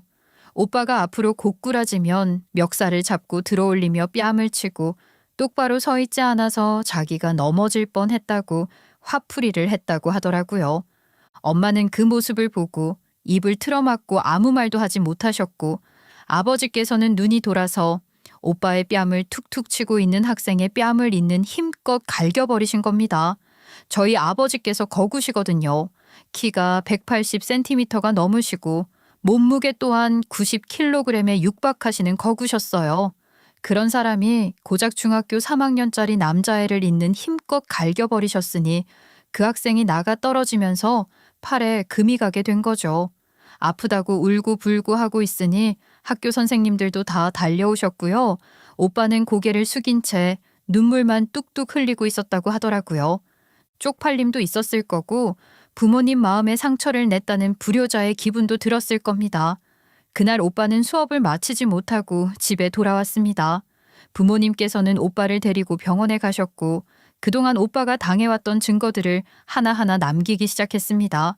그리고 학교에 고발이라도 하겠다고 으름장을 놓았는데 문제는 여기서부터였어요. 아버지께서 갈겨버린 학생의 부모가 저희 아버지를 고소해버린 거죠. 미성년자를 때렸다는 이유로 아버지께는 벌금형이 떨어졌고요. 오빠를 괴롭힌 학생들은 아직 어려서 처벌을 할 수 없다며 기소조차 되지 않았습니다.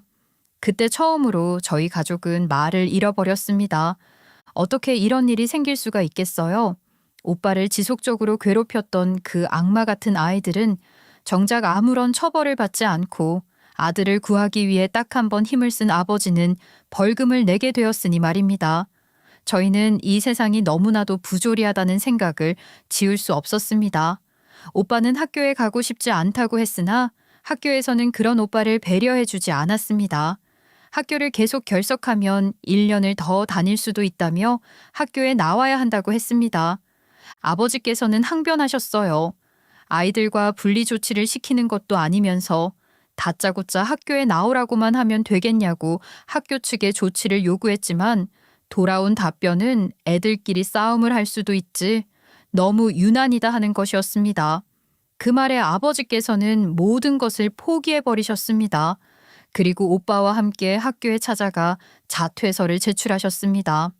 오빠는 아무런 말도 하지 않고 그 자퇴서에 지장을 꾹 찍고 돌아왔습니다. 너를 담기에는 너무나도 그릇이 좁은 나라야. 천재를 말이야 시기 질투만 할 줄 알지. 아이 우리 영민이는 더 큰 물에 나가서 놀아야 하는 법인데. 아버지 죄송해요. 제가 더 버텼어야 했는데. 무슨 소리를 하는 거야. 더 일찍 말했어야지. 그랬으면 이 멍청한 학교를 더 일찍 나올 수 있었을 텐데. 우리 영민이 시간만 아깝게 말이야. 오빠는 희미한 웃음을 지었습니다. 오빠는 그 뒤로 방 밖으로 잘 나오지 않았어요. 자다가 소리를 지르면서 깨는 일도 종종 있었습니다. 저희 집이 가난한 건 아니었지만 특출나게 부유했던 것 역시 아니었기 때문에 그냥 보통 사는 집 비슷했어요. 방음이 엄청나게 잘 되어 있는 고급 아파트는 아니었기 때문에 오빠가 자면서 소리를 지르는 것을 다들 알고 있었죠. 저희는 오빠가 스스로 알을 깨고 나오길 기다렸습니다. 오빠가 방 안에 틀어박혀 있다고 해서 답답해하거나 오빠에게 빨리 알을 깨고 나오라고 독촉을 하는 사람은 아무도 없었습니다. 그저 우리는 오빠의 모든 것을 응원했습니다. 제가 학교에 가 있는 사이에 오빠는 엄마에게만 슬쩍슬쩍 책 같은 것을 부탁하는 것 같았습니다. 같이 밥 먹는 것조차 어려운 오빠였기 때문에 저는 중학생이 된 이후에 오빠의 그런 모습이 조금 속상하긴 했지만 그래도 오빠는 천재니까 알아서 잘 할 수 있을 거라고 생각했어요. 제가 고등학생이 되었을 때 오빠는 20살이 되었습니다. 오빠는 20살이 되고 나서부터 거실 밖으로 나오기 시작했습니다. 그런 오빠의 변화를 다들 축하해 주었어요. 오랜 시간 자르지 않았던 머리도 자르고 또 옷을 사러 나가기도 했습니다. 성인이 되었으니 이제는 모든 것을 법적으로 처리할 수 있다는 것을 알았기 때문이었어요.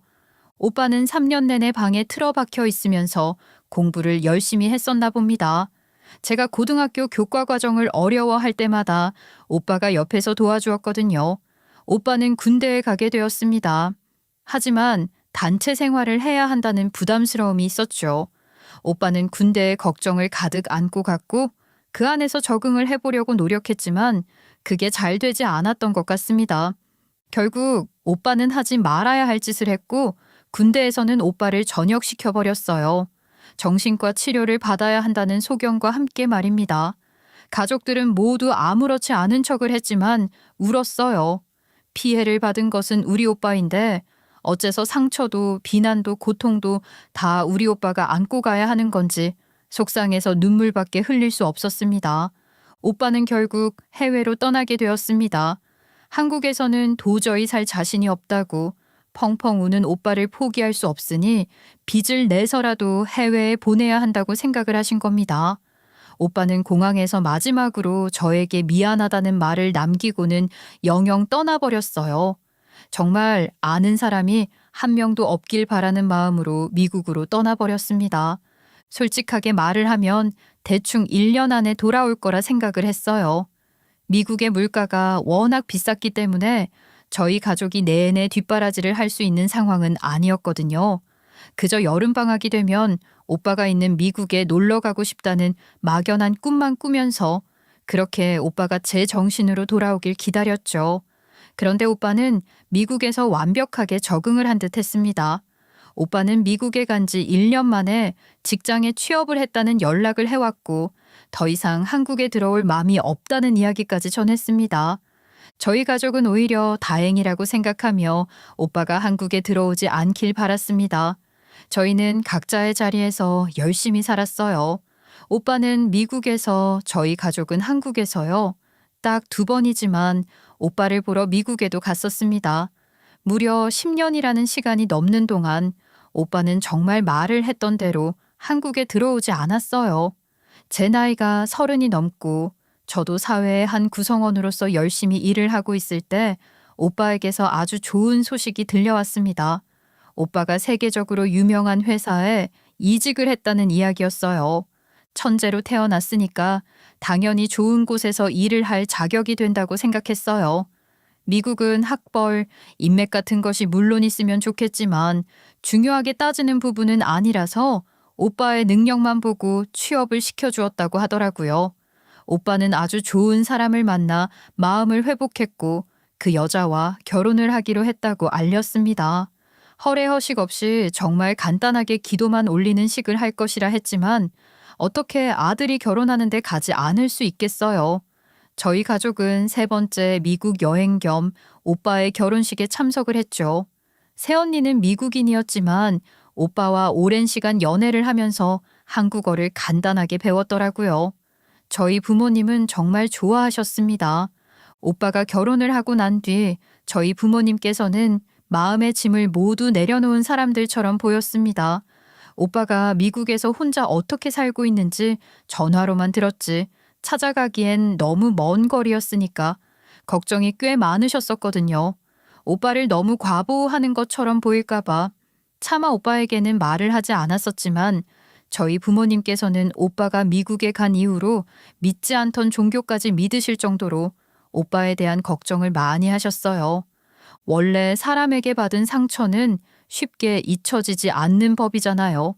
저 또한 오빠가 정말 건강하게 미국에서 생활을 하길 바라고 있었고요. 그런 오빠가 결혼을 하고 싶어 한다는 여자도 저희는 본 적이 없었어요. 결혼식에서 처음 봤는데 노란색 머리에 파란 눈을 하고 있었는데 안녕하세요. 어머님, 아버님, 그리고 아가씨하고 말을 하는데 얼마나 놀랐는지 몰라요. 저희 엄마가 미국 가는 비행기 안에서 내내 걱정을 하셨었거든요. 나는 말이야, 우리 며느리 줄리아가 영어밖에 할 줄 모르면 어떻게 하나 싶었었는데 나를 보자마자 어머님 안녕하세요 하고 인사를 해서 얼마나 놀랐는지 몰라. 어쩜 그렇게 발음도 좋니? 오빠랑 공부하다가 친해졌다고 하잖아, 엄마. 다행이지 뭐. 우리 오빠가 연애는 하려나 결혼은 하려나 싶었었는데 정말 다행이지. 아유, 다행이야. 나는 영민이가 그런 일 겪고 정말 고꾸라지면 어떡하나 싶었는데 미국에 보내길 참 잘했어. 엄마는 오빠의 결혼식 사진을 어루만지시며 눈물을 훔치셨죠. 그때까지는 저도 감동적이라 생각을 했었는데요. 오빠가 잘 살고 있다는 것을 어느 정도 체감한 부모님께서 한국에 남아있는 유일한 자식인 저에게 잔소리를 시작하시게 된 것은 사고였습니다. 그동안은 오빠 걱정에 제가 그냥 중간만 해도 잘했다 잘했다 해주시던 부모님이셨는데 오빠에 대한 걱정이 사라졌으니 그 모든 걱정이 저에게 쏠리기 시작을 한 것이었죠. 제 나이가 33인데도 왜 아직 남자친구 생겼다는 이야기를 한 번도 들을 수가 없는 거냐면서 이래서 언제 결혼할 거냐고 닥달을 하기 시작한 것이었어요. 저는 사실 연애를 안 해본 것은 아니었지만 진득한 연애는 하질 못했습니다. 그냥 제 성격이 그랬어요. 저에게 가족이랑 헌신과 배려를 필수로 가져야 하는 부분이고 또 모난 부분을 채워줄 수 있는 관계를 형성해야 한다고 생각을 했는데 여태 만났던 남자들에게서는 그런 부분을 느낄 수가 없었거든요. 저는 제가 존경할 수 있는 사람이고 또 제가 의지할 수 있는 사람과 결혼을 하고 싶다고 생각했습니다. 제 나이가 얼마나 되었든지는 상관없었어요. 20대였어도 정말 제 이상형에 적합하는 사람을 만났다면 그 사람과 결혼을 했을 겁니다. 여태까지 결혼을 하지 못하고 제대로 된 연애를 하지 못했던 것은 그런 사람을 만나지 못했기 때문이었어요. 친구들은 저에게 소개팅이라도 해야 하는 것 아니겠냐면서 마음에 드는 사람을 어떻게 운명처럼 만날 수 있겠냐고 잔소리를 했어요. 제 친구들 중에 일찍 시집을 간 친구들은 벌써 아이가 2이나 있기도 했기 때문에 저에게 조바심을 내야 한다고 이러다가 평생 노처녀로 늙어 죽을 수도 있다고 겁을 주었습니다. 하지만 제 생각은 달랐어요. 제 가치관을 이해해주고 맞춰 나갈 수 있는 사람이 아니라면 오히려 결혼이라는 게 스트레스로 다가올 수 있다고 생각했기 때문이었습니다. 저희 부모님께서도 이런 부분은 어느 정도 이해를 해주셨지만 그럼에도 불구하고 저에게 사람을 만나봐야 가치관도 맞춰갈 수 있는 건지 아닌지를 알 수 있는 거라며 일단 누구든지 제발 만나고 나서 이야기를 하라고 하셨습니다. 그래서 저는 소개팅 자리도 나가고 부모님께서 애걸복걸하면서 만들어주신 선자리에 나가보기도 했어요. 늘 꽝이었죠. 가까이 지낸 사람들과도 연애를 할 생각이 들지 않는데 처음 본 사람이랑 첫눈에 반해서 연애를 한다는 것이 어떻게 보면 비현실적인 일이라고 생각했기 때문이었습니다.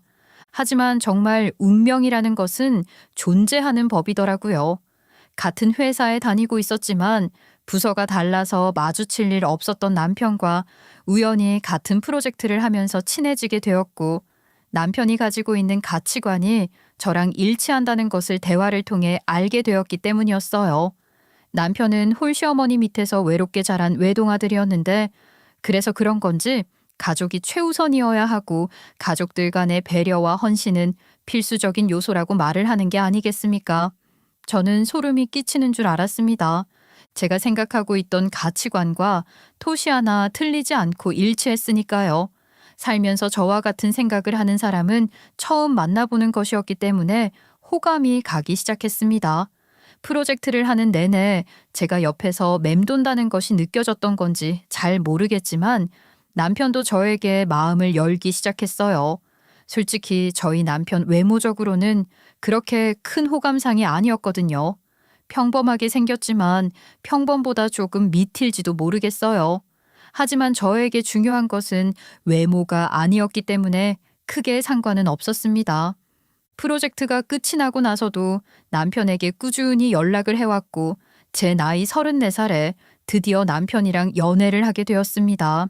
회사에서는 정말 그 누구도 상상하지 못했던 의외의 만남이라고 했었어요. 남자의 별 관심도 없고 본인 일이 제일 중요하다고 생각하는 제가 가족의 일에는 물불 가리지 않는 남편이랑 이어질 거라고 생각을 못했대요. 제가 회사 사람들에게 구구절절 저희 가족에 대한 이야기를 늘어놓은 적이 없으니 저를 지극히 개인주의적 성향이 강한 사람이라고 생각했을지도 모르겠습니다. 저는 남편이랑 연애를 하는 동안 꽤 즐거웠어요. 저 혼자서 속으로 이 사람이 정말 내 남편감으로 어울리는 사람이 맞는지 아닌지 재고 따지고 있었으니까요. 남편은 홀시어머니에게 무슨 일이 생기면 태권브이처럼 날아가는 사람이었습니다. 데이트를 하던 와중에도 홀시어머니께서 어딜 다치시거나 갑자기 아프시기라도 하면 달려가야 했기 때문에 저도 홀시어머니를 몇 번 뵌 적이 있었어요. 그런데 첫 만남에는 그런 걸 못 느꼈는데 두 번째 만남부터는 홀시어머니가 조금 이상한 사람이라는 생각이 들었습니다. 아니, 어머니, 또 발목이 왜 시큰거리세요? 어제 늦게까지 뭐 하셨어요? 응? 아니 어제 그냥 저 누구야 홍만이네 엄마랑 같이 놀러 갔다 왔지. 홍만이네 어머님이요? 아이, 어머니, 설마 또 춤추러 갔다 오셨어요? 아이, 맞네, 맞아. 그러니까 발목이 또 아프지. 남편은 성질을 버럭 부렸고 시어머니께서는 꼼짝도 못 하시더라고요. 무슨 일인가 싶었지만 그때는 그냥 넘어갔었죠. 남편이랑 결혼을 하고 나서 제대로 알았습니다. 사실 시어머니께서는 문제가 이래저래 많으신 분이었던 겁니다. 시어머니께서는 생활비라는 개념도 잘 없으셨던 분이셨더라고요. 남편이 어릴 때 남편에게 쓰라고 시아버지께서 주신 돈으로 노름을 하고 또 친구들을 따라서 다단계에 가입해서 사기를 막기도 하고 나중에는 춤바람이 나서 춤을 배우겠다고 난리를 치다가 시아버지랑 대판 싸우고 이혼을 하셨던 것이더라고요. 물론 시어머니께서 배우겠다는 춤이 지루박, 탱고 이런 스포츠 댄스와 관련된 춤이라 남자 파트너와 딱 붙어서 춤을 추어야 했는데 시아버지께서는 그걸 바람이라고 생각하신 것이었어요. 시어머니께서는 춤이 재미있어서 배우겠다는 건데 왜 자꾸 잔소리를 하냐며 매번 시아버지랑 싸움을 하셨고 긴긴 싸움에도 불구하고 시어머니께서 춤추러 다니는 것을 멈추지 않자 시아버지께서 그럴 거면 이혼을 하자고 말을 하고 집을 나가셨던 것입니다. 저는 정말 시어머니도 대단하다 생각했어요. 보통은 남편이 그렇게까지 하면 춤을 그만두는 게 정석이지 않겠습니까? 본인의 취미를 이해해주지 못하는 남자는 필요 없다고 이혼 도장을 찍으셨다니 대단하신 거죠. 그게 남편이 13살일 때 일이었대요. 그 뒤로 뿔이 난 시아버지께서는 양육비도 챙겨주지 않으셨고 아예 지방으로 일자리도 옮겨서 남편을 한 번도 보러 오신 적이 없었대요. 춤바람이 나서 돈벌이 같은 건 생각도 안 했던 시어머니께서 생활고에 시달리게 되자 그제서야 일을 시작하셨고 남편도 중학생이 된 이후부터는 아침에 학교를 가기 전에 신문 돌리는 일, 전단지 돌리는 일을 했다고 하니 얼마나 힘들었겠습니까? 매번 두 사람이 가족을 버리고 떠난 시아버지의 흉을 보았고 그러면서 자연스럽게 가족에 대한 가치관이 생기게 된 것이었던 거죠. 남편은 시아버지께서 뭘 하고 사시는지 연락을 하지 않아 전혀 모른다고 했습니다.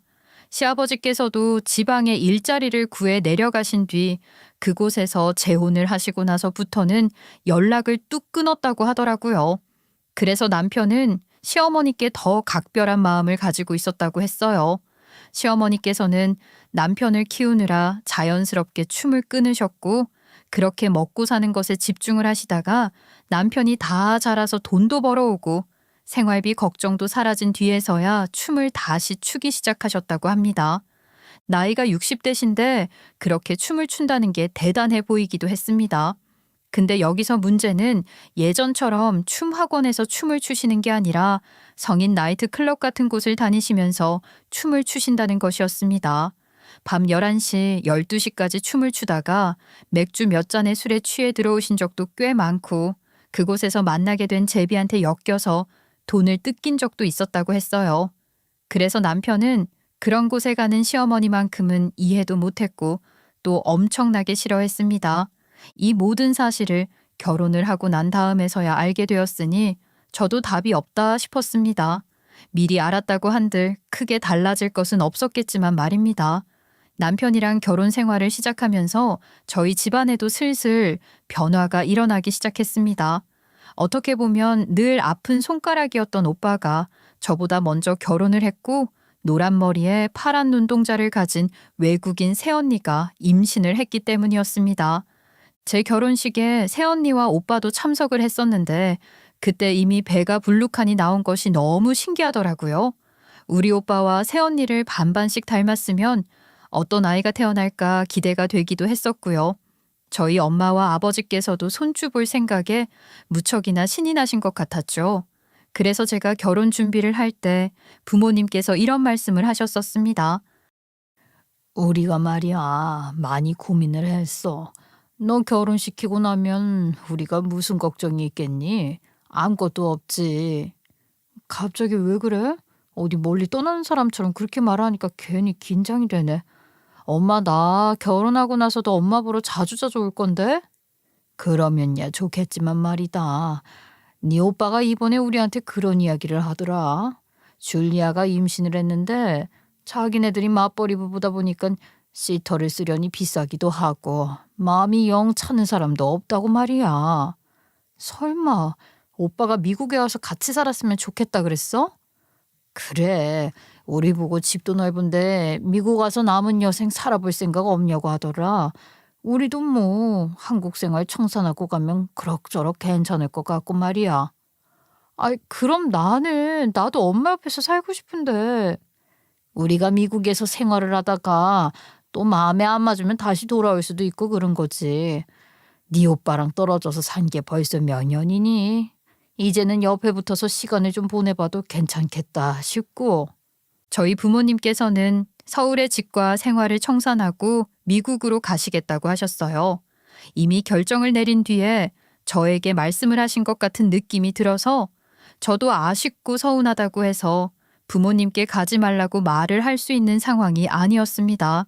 게다가 오빠가 미국에 간 뒤로 부모님과 같이 살았던 적이 없었기 때문에 손주까지 가진 이상 부모님께서 미국으로 건너가고 싶어 하시는 건 당연한 마음이라고 생각이 들기도 했고요. 미국이라는 나라가 멀긴 하지만 휴가 때 연차를 붙이면 못 갈 동네도 아니라고 생각했기 때문에 저는 결혼식이 끝나고 얼마 지나지 않아서 저희 부모님을 미국으로 보내드려야 했습니다. 남편이랑 같이 배웅을 하면서 얼마나 울었는지 모르겠어요. 영영 보지 못할 이별도 아니었는데 말입니다. 그렇게 친정 부모님께서 미국으로 건너간 이후에 저는 친정을 잃은 것 같은 기분이 들었지만 그래도 든든한 제 편인 남편이 옆에 있다고 생각하면서 버티려고 노력을 했죠. 그런데 남편 이놈이 가족에게 헌신하고 배려하고는 개뿔, 지 엄마만 챙길 줄 아는 효놈이었던 것입니다. 아 여보, 오늘 우리 엄마랑 같이 장 좀 보고 와. 장? 나 지난주에 볼 거 다 봐서 살 거 없는데? 어머님 살 거 많으시대? 아이, 별로 없다고 하니까 가서 계산도 좀 대신 해드리고. 그러면 자기가 같이 가서 짐도 들어드리고 하지 왜 나한테 가라고 그래? 아, 몰라? 엄마가 당신한테 할 얘기라도 있나 봐. 아, 당신 콕 집어서 할 거 없으면 와서 같이 장 봤으면 좋겠다고 하던데. 당연히 시집살이라고 생각을 했습니다. 시어머니께서는 호시탐탐 저에게 효도를 해야 한다. 한국에 남은 부모라고는 자기밖에 없지 않냐고. 며느리가 먼저 살갑게 다가오고 안부 전화도 하고 주말에 찾아와서 같이 밥 차려서 밥 먹을 생각도 해야 하지 않겠냐고 그러셨었거든요. 자꾸 남편 없이 저만 불러서 뭐라도 시키려고 드릉드릉 시동을 거시는데 제가 거기에 홀라당 넘어갈 이유도 없지 않겠습니까? 저는 시어머니께서 저 혼자만 콕 집어서 자기를 보러 오라고 하실 때마다 일부러 남편을 끌고 다녔습니다. 그때마다 시어머니께서 끙 소리와 함께 미간을 찌푸리셨지만 가족 간의 화합이고 나발이고 시집살이를 사서 당하고 싶지는 않았으니까요. 게다가 남편 놈도 앞서 말했듯이 효놈이었기 때문에 제 밥그릇은 제가 챙겨야 했습니다. 친정 부모님이 미국에 가 있는 마당에 제 편을 들어줄 사람이 없었으니까요. 친정 부모님께서는 미국에서 적응을 잘 하신 건지 아니면 조카를 돌보느라 정신이 없으신 건지 모르겠지만 간간히 보내주시는 사진을 제외하고는 매일같이 연락도 하시지 않으셨어요.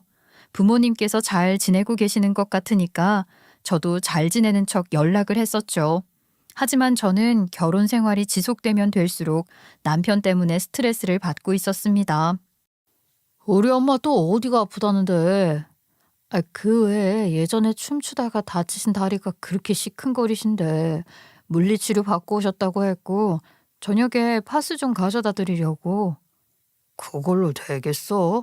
아이, 큰 병원이라도 한번 모시고 가보지. 도대체 뭘 한 거야, 당신은? 아니, 그걸 왜 나한테 그래? 병원에 모시고 가야 할 정도는 아니었어. 그리고 그렇게 걱정이 되면 당신이 가지. 당신은 아침 대바람부터 운동하러 다녀와 놓고 왜 나한테만 그래? 나는 사람들이랑 같이 조기 축구를 하기로 했으니까 빠질 수 없었잖아. 아, 당신은 집에 있었으면서 어머니 모시고 좀 움직였다 오지. 아휴, 우리 엄마만 좀 잘 챙기면 되는데 그게 그렇게 어려워? 저는 황당했습니다. 남편이 말을 하는 가족에 대한 배려와 헌신은 저에게만 요구되는 것이었어요. 저희 부모님께서 미국에 계신다고 시차 때문에 전화 한 통을 안 하던 남편 놈이 지 엄마 챙길 때는 저에게 당연히 해야 하는 것처럼 굴더라고요. 결혼을 한 이후에 사위에게 전화 한 통화 못 받아본 저희 부모님만 안쓰러웠죠. 시어머니께서도 철이 없으셨습니다. 아들이 그렇게 춤바람 난 것만 좀 어떻게 해보라고 애걸복걸 했음에도 불구하고 밤마다 춤추러 나가시는 일을 멈추지 않으셨거든요. 저는 정말 제가 생각했던 가족이라는 것이 이게 맞는지 곰곰이 생각을 하게 되었죠. 하지만 그런 몇 가지 부분을 제외하고 나선 괜찮았어요. 저도 그렇게 호락호락하게 시어머니와 남편에게 당해주는 스타일도 아니었었고요. 아마 저 때문에 시어머니께서도 분했던 적이 한두 번이 아니었을 겁니다. 제가 그렇게 생각이 날 때마다 한 번씩 엇나가기 시작을 하니까 남편도 저에게 왜 그러냐고 다른 건 아무것도 필요 없으니 시어머니 비위만 좀 잘 맞춰주고 잘 챙겨달라고 말을 하곤 했어요. 저는 콧방귀만 뀌었죠. 결혼 후 1년은 그렇다 치지만 2년 차에 미국에 가려고 준비를 했었어요. 친정 식구들을 못 본 지도 오래된 기분이었고 2년이라는 시간 동안 결혼 생활을 하면서 답답했던 것도 많이 있었기 때문에 휴가를 길게 붙여서 미국에 가서 시간을 보내려고 했었는데 그 꿈도 산산조각이 나게 되었죠. 시어머니께서 맹장 수술을 받게 되시면서 말입니다. 하필이면 맹장이 터져서 기다렸다는 듯이 제가 딱 미국으로 출발하기 전날 터질 게 뭐란 말입니까? 남편은 죽어도 시어머니만 두고 그렇게 길게 갈 수 없다고 했고 저는 저 혼자라도 가려고 했지만 시어머니께서 저를 붙들어 버리셨어요. 아니, 이거 내가 맹장이 아예 터져서 열이 안 떨어져서 병원에 입원을 해야 한다고 하는데 아들이랑 어찌 둘이 있겠냐. 나도 여잔데 며느리가 수발을 좀 들어줘야지. 비행기 취소하고 올게요. 아무리 그래도 시어머니께서 아프고 싶어서 아프신 것도 아니었으니까 어쩔 수 없이 미국행을 취소하게 되었죠. 저희 부모님도 부모님이지만 오빠가 서운해했어요. 조카 얼굴도 한 번을 못 봤으니까요. 겨울에는 갈 수 있으려나 싶었는데 겨울 휴가는 짧기도 했었고 소진할 수 있는 연차도 없었어요. 게다가 연말이라 회사 일정이 바빠서 도무지 시간이 나질 않더라고요. 그렇게 결혼 3년 차가 되었을 때 저희 부모님께서 드디어 한국에 나오신다는 연락을 하셨습니다. 미국에서 생활하는 게 즐겁기도 했었지만 3년 차가 되니까 음식도 물리고 한국만큼 살기 좋은 나라도 없는 것 같다고 하시면서 돌아올까 생각 중이라고 하시더라고요. 저는 너무나도 반가운 소식이라 생각을 했습니다. 이런저런 문제가 남아있긴 했지만 미국 생활 천천히 정리도 하고 또 한국에 집도 새로 얻으셔야 했기 때문에 이번에 한국에 나와서 이것저것 알아보실 예정이라고 했어요.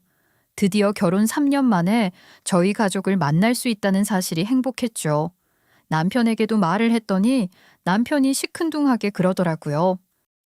얼마나 오시는데? 설마 우리 집에 계신다는 건 아니지? 우리 집에 모시면 안 되는 이유라도 뭐 있어? 그래도 좀 불편하잖아. 내 생각도 좀 해줘야지. 당신 정말 너무한 거 아니야? 어머님은 언제든지 우리 집에 오시라고 비밀번호까지 알려줘 놓고 지금 우리 부모님은 안 된다는 거야? 됐어. 엄마랑 아빠 이미 호텔 잡으셨대. 그래. 호텔 생활이 훨씬 편하신 법이지. 피차 서로 좋자고 하는 말인데 왜 이렇게 날 속에 굴고 그래? 남편은 정말 이기적인 인간이었습니다. 제가 어쩌다가 깜짝 속아서 결혼을 하게 되었는지 신세 한탄을 늘어놓자면 밑도 끝도 없이 늘어놓을 수 있는 수준이었지요. 그렇게 저희 부모님이 오시는 날을 손꼽아 기다렸고 당연히 공항에도 마중을 나가고 싶었지만 회사 일정이 있어서 마중은 나가지 못했습니다. 저희 부모님께서 호텔을 잡으셨다고 하셔서 남편과 함께 저녁에 호텔에 가기로 했어요. 그리고 저는 점심시간에 회사 근처에 있는 백화점에 찾아가서 저희 부모님께 드릴 선물을 샀습니다.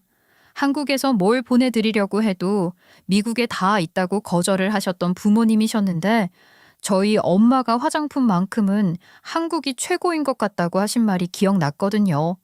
저희 엄마 비싼 화장품은 돈 아깝다고 안 쓰시던 분이셨지만 이번에 좋은 거 해드리고 싶어서 설화수에서 파는 비싼 세트로 하나 장만을 했습니다.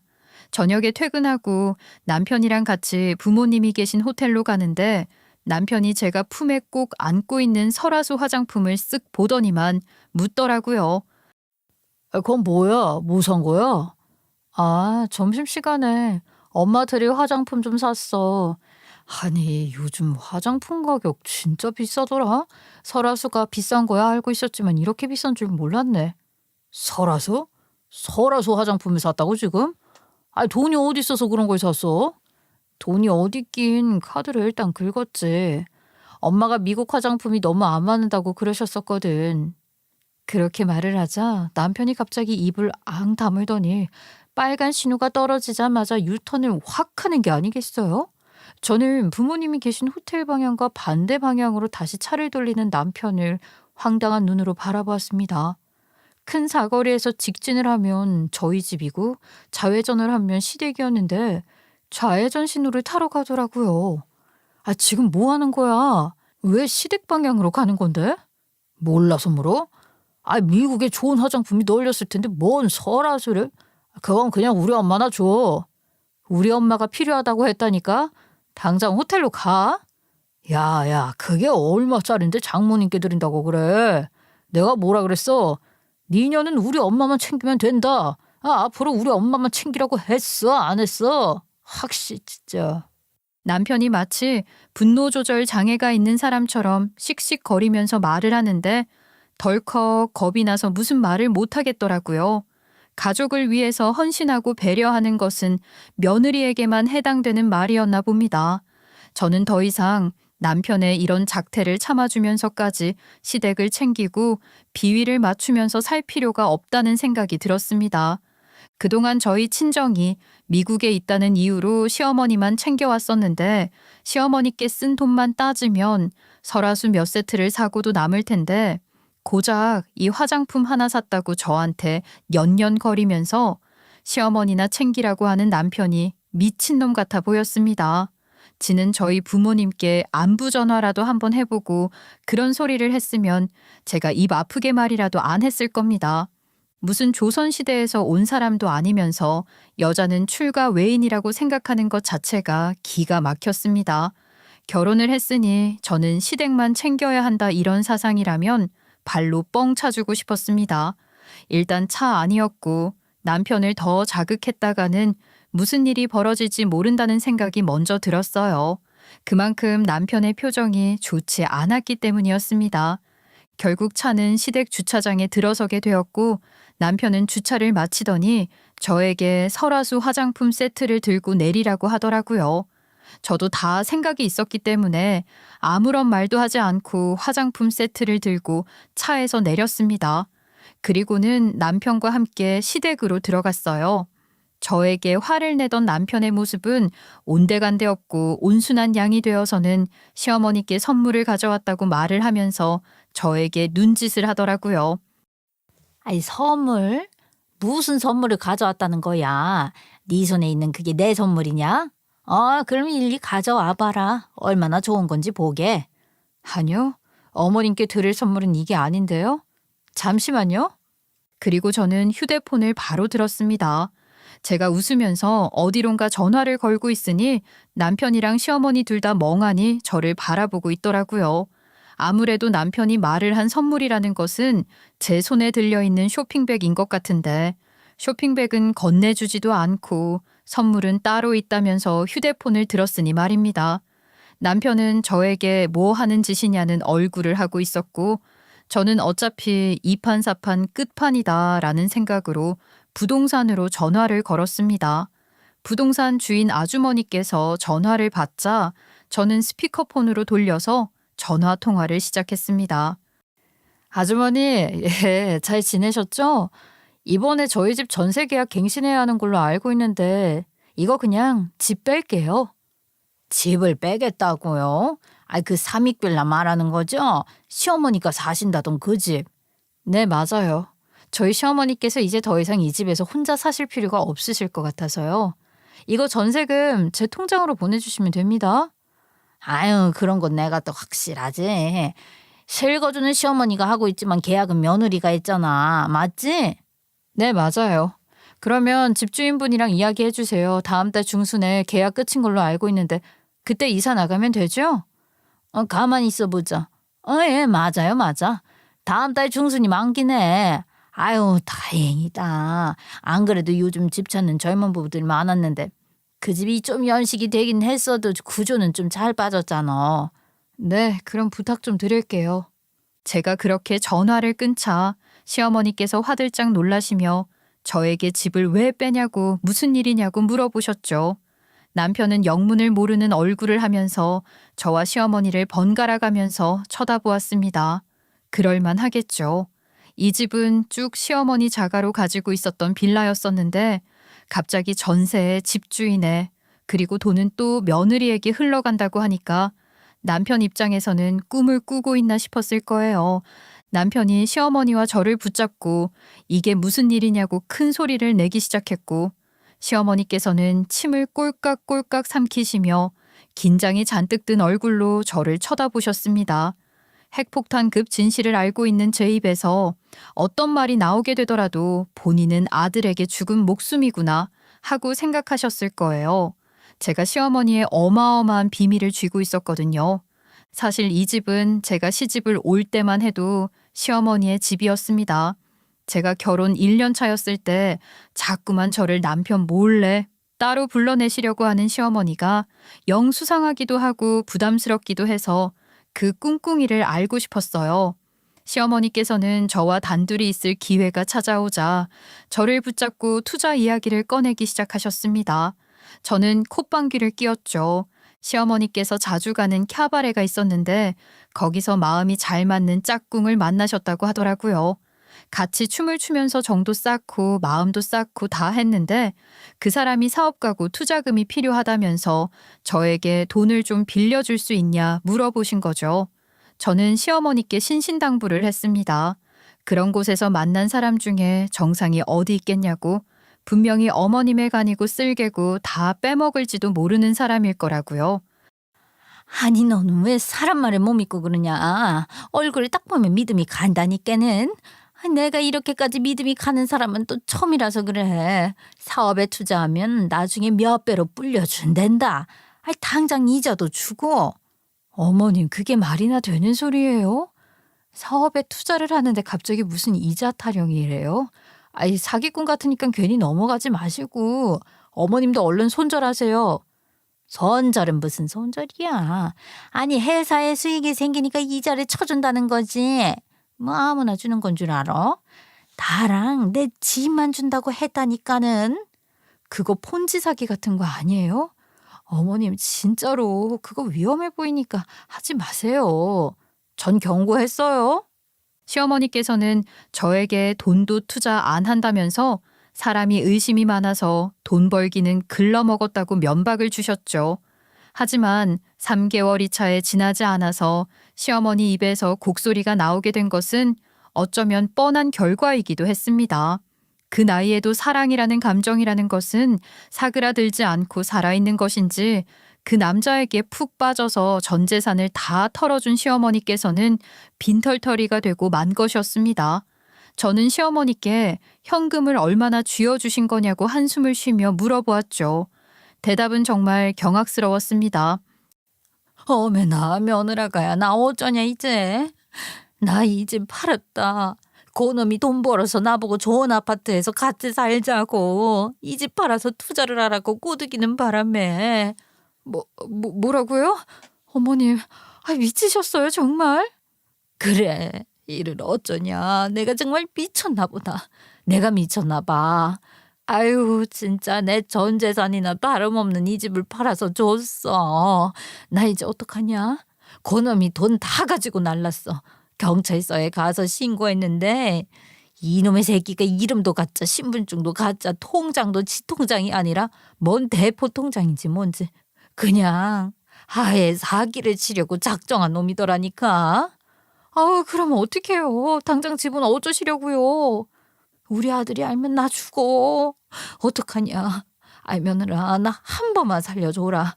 우리 아들이 아는 순간 나 발목 다 부러진다. 그놈이 캬바레 절대 가지 말라고, 돈 거래는 절대 하지 말라고, 걸리면 2번 다시는 안 본다고 했었는데 이를 어쩌면 좋아. 얘 며느리야. 나 한 번만 살려주라. 정말 나 큰일이다. 당장 급한 불은 꺼야 했습니다. 시어머니의 집이 다른 사람에게 이미 넘어간 마당에 저는 새로운 집주인을 만나서 사정을 했어요. 새로운 집주인 또한 재개발을 염두에 두고 투자성으로 산 것이어서 시어머니께서 전세금만 낸다면 계속 살게 해줄 수 있다고 말을 했습니다.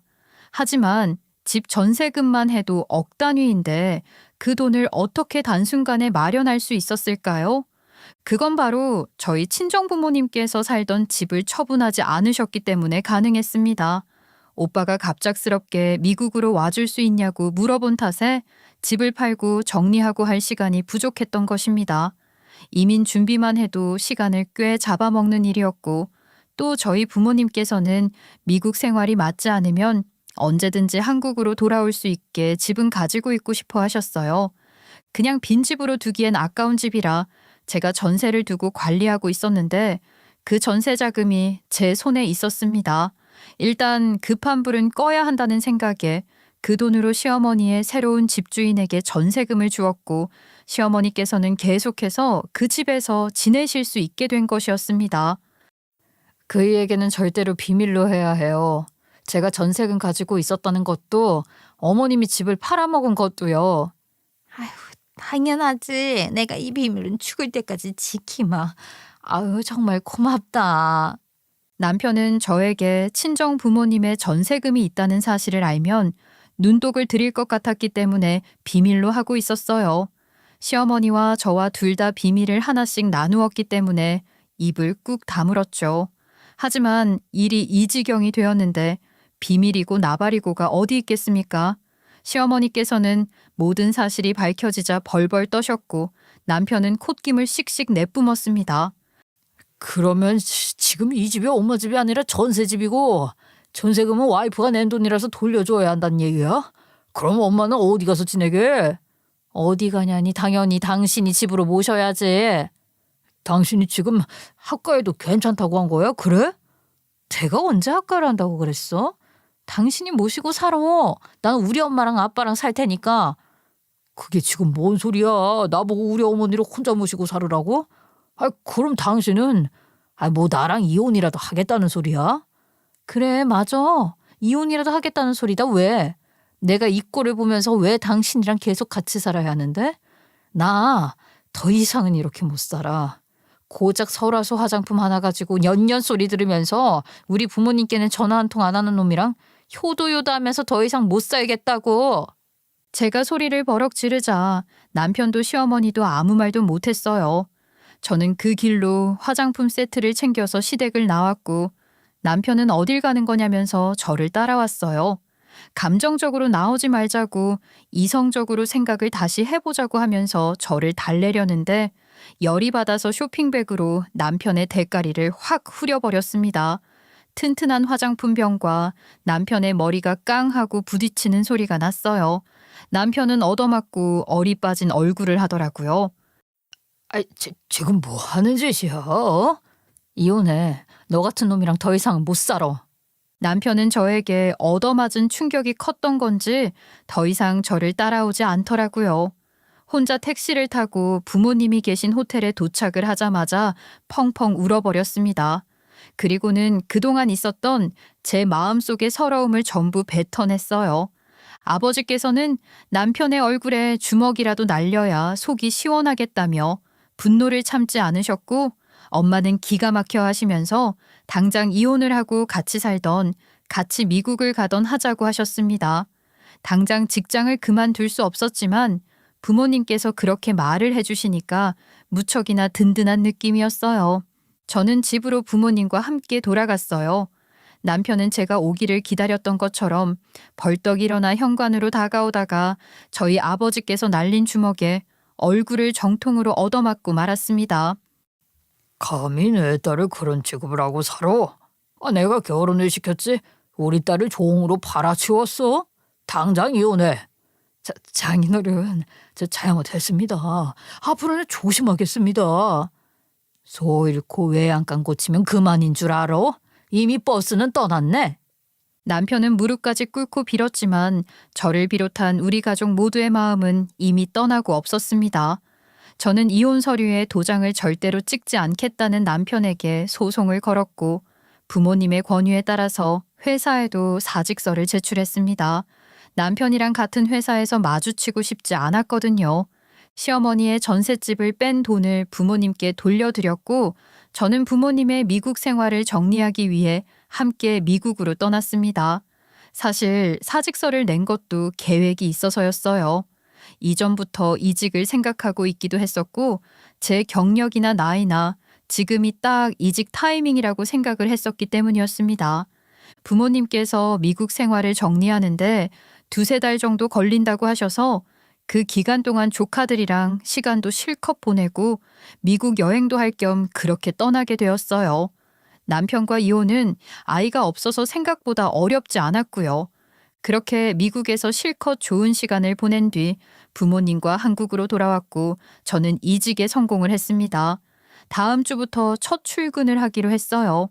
그때까지 부모님과 한국 생활에 다시 한번 적응도 할 겸 시간을 보내고 있는 중입니다. 쉼없이 달려왔던 것 같은데 지금이라도 여유 있는 시간을 보내게 되어서 좋네요. 전 남편 놈은 어디서 뭘 하고 있는지 모르겠지만 아마 죽을 마실 겁니다.